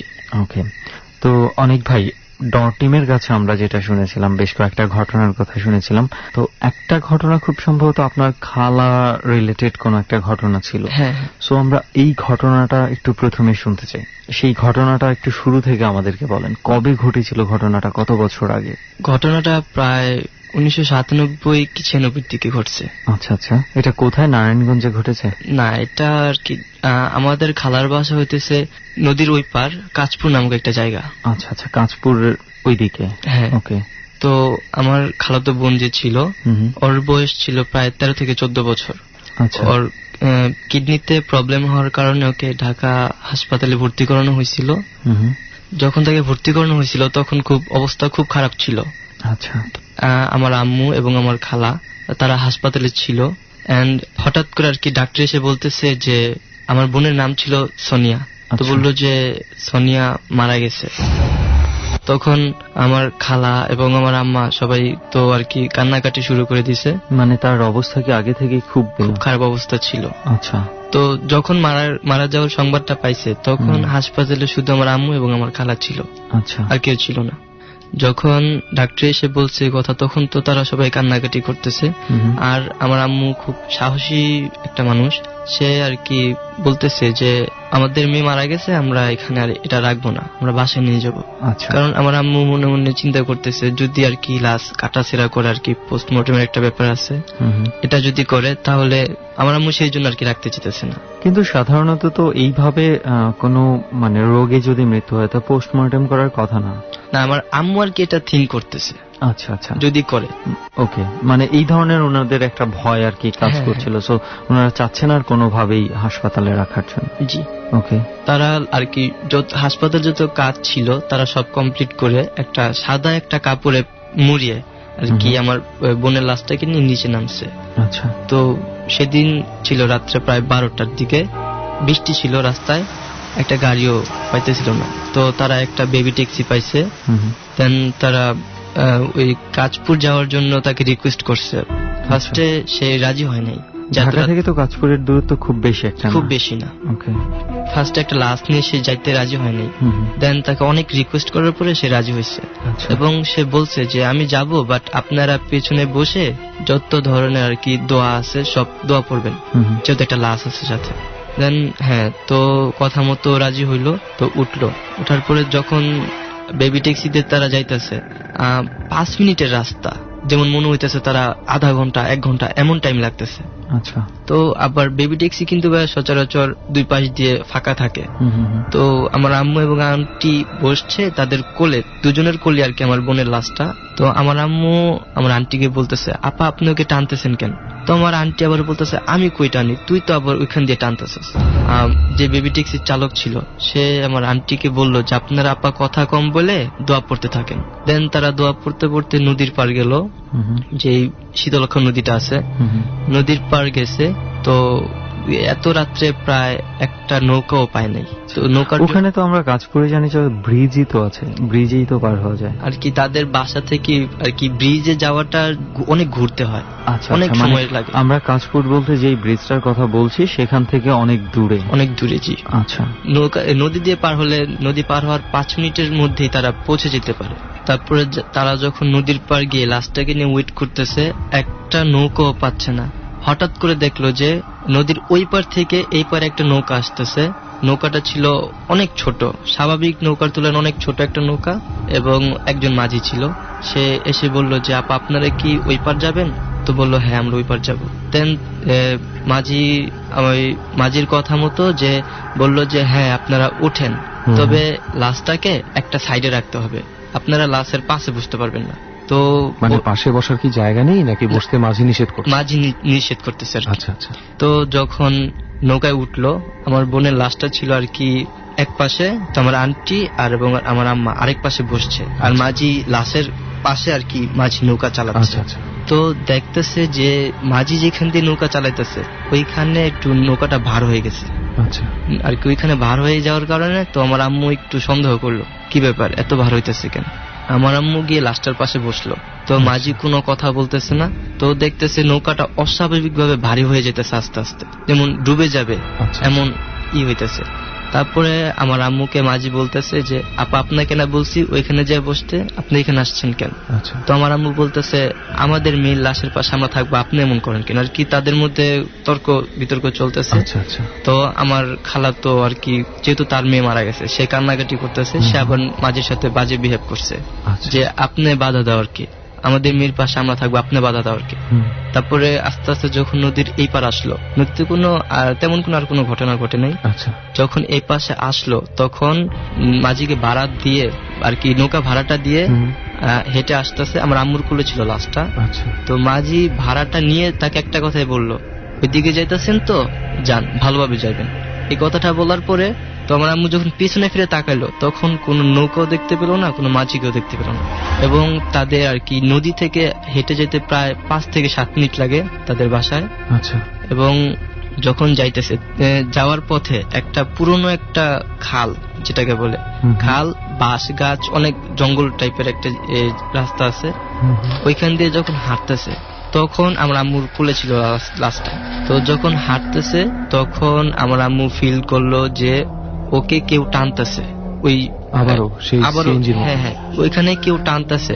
তো আমার আম্মু বিষয়টা বুঝতে পারছে যে যেহেতু এত রাত্রে একটা লাশ নিয়ে আসছে, এবারে তো আর অন্য দিক থেকে কেউ ধরে নেই যে টান পড়বে, তা আম্মুর কোলে লাশটা। আচ্ছা। তো আমার বোন বেশি বড় ছিল না, 13 থেকে 14 বছর বয়স ছিল। তো হাঁটতেছে তখন দেখতেছে যে আরো টানতেছে। তো আমার আম্মুর পা চলতেছে না কি, সে হাঁটার জন্য দ্রুত হাঁটার জন্য চেষ্টা করতেছে বাট পা চলতেছে না। তো আমার খালা বললো যে তাড়াতাড়ি হাঁট, বাসায় তো যেতে হবে। তো আমার আম্মু বলতেছে আমি হাঁটার জন্য চেষ্টা করতেছি বাট পারতেছি না, সেই জন্য আমাকে আর কি পেছন দিয়ে ধরে রাখছে, হ্যাঁ টেনে ধরে রাখছে। আমার খালা আবার দোয়া পড়লো, দোয়া পরে আমার আম্মুর গায়ে ফু দিল, ফু দেওয়ার পরে সবকিছু কি স্বাভাবিক হয়ে গেল। আচ্ছা, আবার উনি হাঁটতে পারলেন? হ্যাঁ, আবার হাঁটতে পারলেন।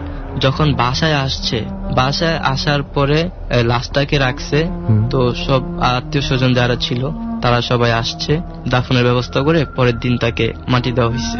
বাসায় আসার পরে লাশটা নিয়ে আর কোনো ঝামেলা না, বাসায় আসার পর কোনো ঝামেলা নেই। আর ওই যে মাঝি লাশটাকে নিজের কাছে রাখতে চাচ্ছিল, সে কি লাশটাতে কোন রকম কোনো আঘাত করেছিল কোনোভাবে? আর কি সে নৌকা চালাচ্ছে বাট তার খেয়ালটা ছিল লাশের দিকে, এক নজরে সে লাশের দিকে তাকিয়েছিল।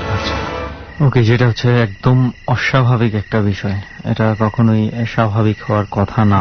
এবং নৌকাটা গায়েব হয়ে যাওয়া হঠাৎ করে মাঝি সহ। কিন্তু আমি এখানে একটা দৃশ্যপটটা বলে রাখি যে আপনি বলেছেন যে কাঁচপুর এলাকার এইদিকে ঘটনাটা ঘটেছে। আমি নিজে একটু কনফিউশনে পড়ে গিয়েছিলাম, কারণ কাঁচপুর জায়গাটা বলতে মোটামুটি আমার ধারণা যে অনেকের চোখে যে জায়গাটার কথা ভেসে উঠবে, খুবই কর্মব্যস্ত, খুবই ব্যস্ত একটা এরিয়া, মানে ঢাকা শহর থেকে বের হওয়ার যে রাস্তা রয়েছে, তো এটা হচ্ছে মূল একটা রাস্তা। মানে এখানে হয়তোবা তুই রাত 2টা-3টা কখনো এই জায়গাটা নীরবই হয় না, এবং ব্রিজ আছে, সেখান দিয়ে সহজে বেবি ট্যাক্সি দিয়ে ব্রিজ দিয়ে পার হওয়া যেত নদীর অপর পারে।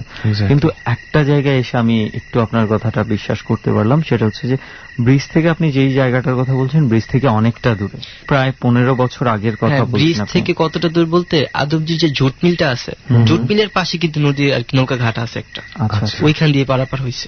সেটা কি এখনো ওই অবস্থাতেই আছে? হ্যাঁ, এখনো ওই অবস্থাতে। এখনো কি আছে নৌকা ঘাটা ওখানে? হ্যাঁ, নৌকা ঘাটা এখন আছে, বাট তখন তো আর কি বৈঠা দিয়ে নৌকা চালাতো, এখন ইঞ্জিন সিস্টেম আছে। আচ্ছা আচ্ছা, ওকে, অলরাইট। সো আরেকটা ঘটনা বোধহয় আপনার আছে, আপনার আম্মুর সাথে ঘটে যাওয়া, আমরা ডর টিমের কাছ থেকে যতটুকু শুনেছি।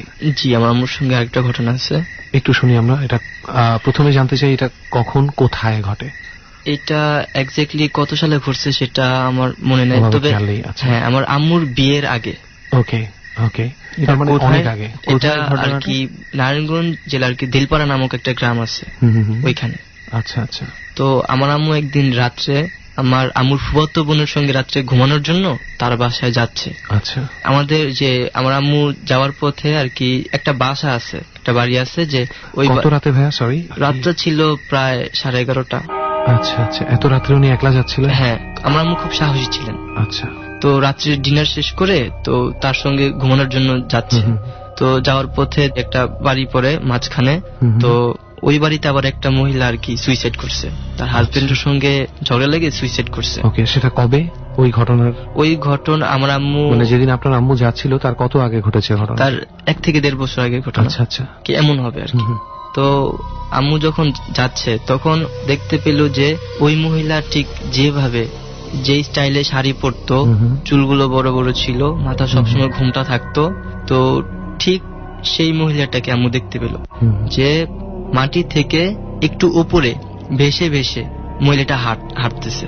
আমার আম্মু দূর থেকে এটা দেখে একদম এটা হয়ে যায় না, আমার আম্মু আর কি এটা দেখে দাঁড়িয়ে গেল, যেটা আমি কি দেখলাম। আচ্ছা, তো ওই মহিলাটা আম্মুর কাছ থেকে একটু যখন দূরে ছিল, তখন আম্মুকে একটু ঘাটটা পেছনে ফিরে আম্মুর দিকে একটু তাকালো, একটু তাকিয়ে সে একটা ওই মহিলাটার যে মানে আত্মাটা বা যাই বলি না কেন, সেটাও আপনার আম্মুকে টের পেয়েছে যখন টের পেয়েছে। আচ্ছা, তো ওই মহিলাটা আম্মুকে একটু দেখলো, জাস্ট এক নজর দেখার পরে একটা গাছের সাথে হাওয়ায় মিশে গেল। তারপরে আপনার আম্মু কি সেই বাড়ি ক্রস করে গেছে? হ্যাঁ, সেই বাড়ি ক্রস করে গেছে। আসলেই আপনার আম্মু অনেক অনেক সাহসী একজন মানুষ। ওকে, ডেফিনেটলি মানে ওই অবস্থায় মানে কেউ দেখলে মানে এমনিতেই স্বাভাবিকভাবে থাকতে পারার কথা। একে তো এত রাতের বেলা ওরকম একটা এলাকায় আমরা মানুষের ভয়েই না যাই না অনেকে, তাই না? সেখানে এই ধরনের একটা কিছু দেখার পরে মাই গুডনেস। যাই হোক, থ্যাংক ইউ ভেরি মাচ ভাইয়া, আপনি আমাদের সাথে এই গল্পগুলো শেয়ার করার জন্য। তো অনেকগুলো গল্পই তো শুনলাম, কিন্তু আসলে কেন এখানে বসে শুনলাম সেটা কিন্তু এখনো ডিসক্লোজ করা হয়নি। দোষ বুঝছিস, আমরা তো তাকে অনেক রিকোয়েস্ট করছি, অনেক রিকোয়েস্ট করেছিলাম। আমরা জানি যে সবার ডিমান্ড থাকবে যে একবার তার কাছ থেকে ঘটনাটা শোনার জন্য, সেটাই আমরা চেয়েছিলাম, আপ্রাণ চেষ্টা করেছিলাম। কিন্তু যেহেতু সে তার সেফটির কথা বলেছে, তো সেই ক্ষেত্রে আসলে আমাদের আর করার কিছুই থাকেনি। তো সেজন্য আমি আর রেহান আমরাই একটা রিস্ক নিয়েছি যে আদৌ কি ঘটে, আমরা নিজেরাই একটু দেখতে চাই আসলেই কিছু ঘটে কিনা। তবে if I go to more detail, তাহলে এটা বলতে হয় যে এখানে যেখানে যে আমাদেরকে খবর দিয়েছে যার বাবা এখানে মারা গেছে, তার বাবাই শুধু নয়, তার থেকে 2-3 মাস আগে আরেকজন, এবং তার 2-3 মাস আগে আরেকজন, অর্থাৎ মোট 3 জন একই সময়, অর্থাৎ সন্ধ্যা 6:30 থেকে 7টার মধ্যের সময়ের মধ্যে এই 3 জন এই একই রুমে ডিউটি করা অবস্থায় মৃত্যুবরণ করে। এবং মৃত্যুগুলা ছিল খুবই অস্বাভাবিক ধরনের মৃত্যু, এবং 3 জনের মৃত্যুর যেই ঘটনাটা, যেই কারণটা মনে হচ্ছে অন্তত একই কারণে বোঝা গেছে যে কিছু একটা একই জিনিস ঘটেছে তাদের সাথে, এবং এই কারণটাই বলতেই কিন্তু ভয় পাচ্ছে। তবে এটা শিওর, এটা মানুষের দ্বারা ঘটানো কোনো অ্যাক্সিডেন্ট বলে মনে হয়নি। তারা বিশ্বাস করে, যেটা আমরা যার কাছে শুনেছি, তারা বিশ্বাস করার যথেষ্ট কারণ আছে। দোষ, বিশ্বাস করার কারণটা কি, যে তার কথা অনুযায়ী তার বাবা কারণটা জানতো এবং সেই কারণেই তার মৃত্যু হয়। এবং তার আগে তার বাবার যে ফ্রেন্ড 3 মাস আগে যে মারা গেছে, ঠিক একই সময়ে একই রুমে সেও এই ঘটনাটা জানতো, এবং তার আগের জন যে মারা গেছে সেও এই ঘটনাটা জানতো। সো দেখা যাচ্ছে যে ব্যাপারটা ঘটনাটাকে প্রকাশ করছে সে আর বেঁচে থাকছে না। তো সেই অবস্থায় এই ছেলেটা কেন প্রকাশ করবে? সেই জন্যই আমরা আসলে তাকে সামনে আনতে পারিনি। আসলে এটা আমাদের কাইন্ড অফ ব্যর্থতাই, যে আমরা তাকে অনেক ইভেন একটু অবস্থাপন্ন মানুষ বলে আমরা তাকে ফাইন্যান্সিয়াল কিছু সাপোর্ট দেওয়ার কথাও চিন্তা করেছিলাম, সেটাতেও সে রাজি হয়নি, এতটা বেশি ভীত। আসলে জীবনের প্রশ্ন যেখানে, সেখানে আসলে ফাইন্যান্সিয়াল বিষয়টা ইয়ে করা যায় না। কিন্তু একটা ঘটনা রেহান আমরা মনে হয় বলা উচিত, যেটা হচ্ছে যে খুব রিসেন্ট না, আবার খুব পুরনো না, একটা ঘটনা এই জায়গাটাকে ঘিরে ঘটেছে। প্রায় বছরখানেক আগে হয়তো বা ঘটনাটা ঘটেছে এখানে। এবং কি ঘটেছিল এটা আমরা ফেসবুকে পেয়েছি, আমি আর রেহান দুজনেই। আমাদের পেজে একজন দুবাই থেকে লিখে শেয়ার করেছিল। পেজে এই ঘটনাটা উনি পাঠানোর পরেই আমরা এই জায়গাটা নিয়ে ঘাটানো শুরু করার পরে আমরা খুঁজে পাই আমাদের আজকের সোর্সিং রাইট। আর তার যে ঘটনাটা ছিল, সেই ঘটনাটা ছিল এরকম, সে একবার কোনো কারণে ঢাকায় এসেছিল, সে ঢাকার বাইরে থাকে, তো তারা গাড়ি নিয়ে এসেছিল। ঢাকায় কাজ শেষ করে বাড়ি ফিরতে ফিরতে রাত হয়ে গেছে, প্রায় মনে হয় 12টা-1টা বেজে গেছে। তো নিজেদের গাড়ি ছিল বলে ভাড়া করা হোক, কিন্তু নিজেরা ভাড়া নিয়ে এসছে, যে কোনো সময় যেতে পারে, সেই জন্য কোনো আর টেনশন করে নাই সেটা নিয়ে। এবং আমরা জানি যে এই রাস্তাটা খুবই ব্যস্ত, ইভেন আমরা এখন যেটা দেখতে পাচ্ছি প্রচুর গাড়ি চলাচল করছে, কিন্তু কোনো গাড়ি থামছে না, থামার মতন অবস্থা নেই এই জায়গাটা, আসলে কেন থামবে? তো তারা যখন যাচ্ছিল, হঠাৎ কোনো একটা কারণে এই জায়গাটার কিছু দূর আগেই তাদের হঠাৎ গাড়ির ব্রেক ফেল হয়ে যায়, কোনোভাবেই চেষ্টা করে গাড়িটা থামাতেও পারছিল না, কিন্তু ঠিক এই জায়গাটাতে যখন আসে সেই জায়গাটাতে এসে গাড়িটা হঠাৎ বন্ধ হয়ে যায়। তারপর হচ্ছে তারা নেমে দেখে, আসলে বোঝার চেষ্টা করছিল কি প্রবলেম হয়েছিল গাড়িটাতে। তারপরে খুব একটা কোনো প্রবলেম খুঁজে পাচ্ছিল না। তারপর মনে করে দেখলো যে ইঞ্জিন অনেক গরম হয়ে গেছে, তো একটু পানি মনে হয় দেওয়া দরকার। খুব সম্ভবত আমার যতটুকু মনে পড়ে ব্রেক প্যাড বা কিছু একটা নষ্ট হয়ে গেছিল বা ছিঁড়ে গেছিল, এই ধরনের কিছু হ্যাঁ একটা। সেটাও ছিল। তো তারা এরপরে হচ্ছে এই পাশেই দেখতে পাচ্ছিস আমরা কিন্তু একটা ছোট্ট ডোবার মতো দেখছি যে ওখানে পানি জমে থাকে। তো তারা চিন্তা করছে যে ওখান থেকে একটু পানি এনে গাড়িটার মধ্যে ইঞ্জিনে হয়তো ঢাললে একটু ঠান্ডা হয়ে যাবে, হয়তো বা চলতে পারে। তাদের কাছে আর কোনো অপশন ছিল না ওই মুহূর্তে। তো দুইজন গাড়িতে বসা ছিল, একজন আসছে পানিটা নিয়ে যাওয়ার জন্য। তো সে যখন পানিটা নিয়ে উঠবে রাস্তার উপরে, ঠিক সে খেয়াল করছে এইখান থেকে যে জানালাটা দিয়ে দেখা যায় রাস্তাটা, সেই জানালাটার এখানে কেউ একজন দাঁড়িয়ে তার দিক তাকিয়ে আছে। এবং সে একবার মনে করছে যে সে ভুল দেখছে, সে আরো একবার দেখার চেষ্টা করছে যে আসলে কি কেউ দাঁড়িয়ে আছে। কিন্তু তখন দেখলো যে হঠাৎ যে গাড়িগুলো আসা যাওয়া করে, যে লাইটের ফোকাসটা পড়ে, একজন দাঁড়িয়ে আছে। সে কয়েকবার খেয়াল করেছে সেটা। তো এটা দেখার পর একটা পর্যায়ে দেখা গেছে যে কিভাবে যেন সম্মোহনের মতো হয়ে গেছে। তো ওই জায়গা থেকে সেটা তাকায় দেখতেছে যে লোকটা তাকায় আছে তার এবং দিকে। তার দৃষ্টি কেমন যেন আটকে গেছে, সে সরাতেও পারছে না চোখ, কিন্তু সে কি কারণে তাকিয়ে আছে সে নিজেও জানে না। এবং যখন সেই জানালাটা দিয়ে দেখছে এই লোকটা অদ্ভুত ভাবে তার দিকে তাকায় আছে, এবং তাকায় থাকতে থাকতে হঠাৎ করে এটার যে আমরা 2 তলার যেই জানালা আছে সেখান থেকে লাফ দিয়ে পড়ে যায়। আর যখনই লাফ দিয়ে পড়ে যায় সে চিৎকার চেঁচামেচি শুরু করে দেয়। এবং তার যে বাকি বন্ধুরা গাড়িতে ছিল তখন সবাই দৌড়ে আসে তার কাছে, ঘটনা কি হয়েছে জানার চেষ্টা করে। এবং তখন সবাই টর্চ নিয়ে সাথে সাথে ওই জায়গাটাতে যায় এবং পুরো জায়গাটা তন্ন তন্ন করে খোঁজে যে সেখানে কোনো ধরনের কোনো কিছুই পাওয়া যায়নি। আসলে এটা আমাদের বন্ধুরা যারা শুনছে তাদের কাছে হয়তো বা খুব সিম্পল একটা স্টোরি মনে হতে পারে। এখানে আরেকটা ঘটনা একটু বলে রাখি, যেটা মিস করে গেছি। যেইখানে লাফ দিয়ে পড়েছে সেইখানে এমন কিছু জিনিস ছিল যে পরিত্যক্ত লোহা রড, মানে ওখানে কোনো মানুষ যদি পড়ে একদম শেষ হয়ে যাবে, তার বাঁচার কোনো চান্স। বাজেভাবে রক্তাক্ত হওয়ার কথা এবং তার ভেতরে 3-4-5টা রডের টুকরা ঢুকে যাওয়ার কথা। যাই হোক, যেটা বলছিলাম যে আসলে এটাকে অনেকের মনে হতে পারে যে খুব সামান্য একটা sequence, but it's not easy. আমি একটা গল্পের বইয়ে পড়ে খুব ভয় পেয়েছিলাম যে একটা মেয়ে রাত্রেবেলা একা বসেছিল জানালায়, হঠাৎ করে তার ঠিক সামনের বাসায় সে দেখতে পায় সাদা শাড়ি পরা একটা মহিলা দাঁড়িয়ে আছে এবং মহিলাটা তার দিকে তাকিয়ে হাসতে হাসতে লাফ দিয়ে পড়ে যায়। এবং বিল্ডিং এর ডিস্টেন্স ছিল খুব কম লেখকের লেখা অনুযায়ী। মজার ব্যাপার হচ্ছে ঠিক যখন পড়তে পড়তে মেয়েটার চোখের সামনে আসে লাশটা, বা যে আত্মহত্যা করছে সে যখন চোখের সামনে আসে, তখন আধা সেকেন্ডের জন্য থেমে মেয়েটার দিকে তাকিয়ে সে একটা হাসি দেয়, হাসি দিয়ে পড়ন্ত অবস্থায় তারপর পড়ে যায়। সো এই সিকোয়েন্স গুলো, একজনকে আত্মহত্যা করতে দেখা, একজনকে মরতে দেখা, একজনকে পুড়ে মরতে দেখা, it's not easy to deal with. যে চিৎকার করেছে যথেষ্ট ভয়ঙ্কর ভাবে ভয় পেয়েই চিৎকার করেছে। আমরা সাধারণভাবে কোনো মানুষকে যখন হঠাৎ করে কোনো একটা অ্যাক্সিডেন্টের মধ্যে পড়ে যেতে দেখি আমরা কিন্তু নিজের অজান্তেই চিৎকার করে উঠি, রাইট? আর এটা মানুষের সহজাত স্বভাব, এটা করবেই। Whatever, আমরা যে কারণে এখানে এসেছি, আমরা চাচ্ছিলাম কোনো একটা কিছু প্রমাণিত হোক। আপাতত দেখি কি হয়। অনেকগুলো গল্প তো শুনলাম এখানে বসে।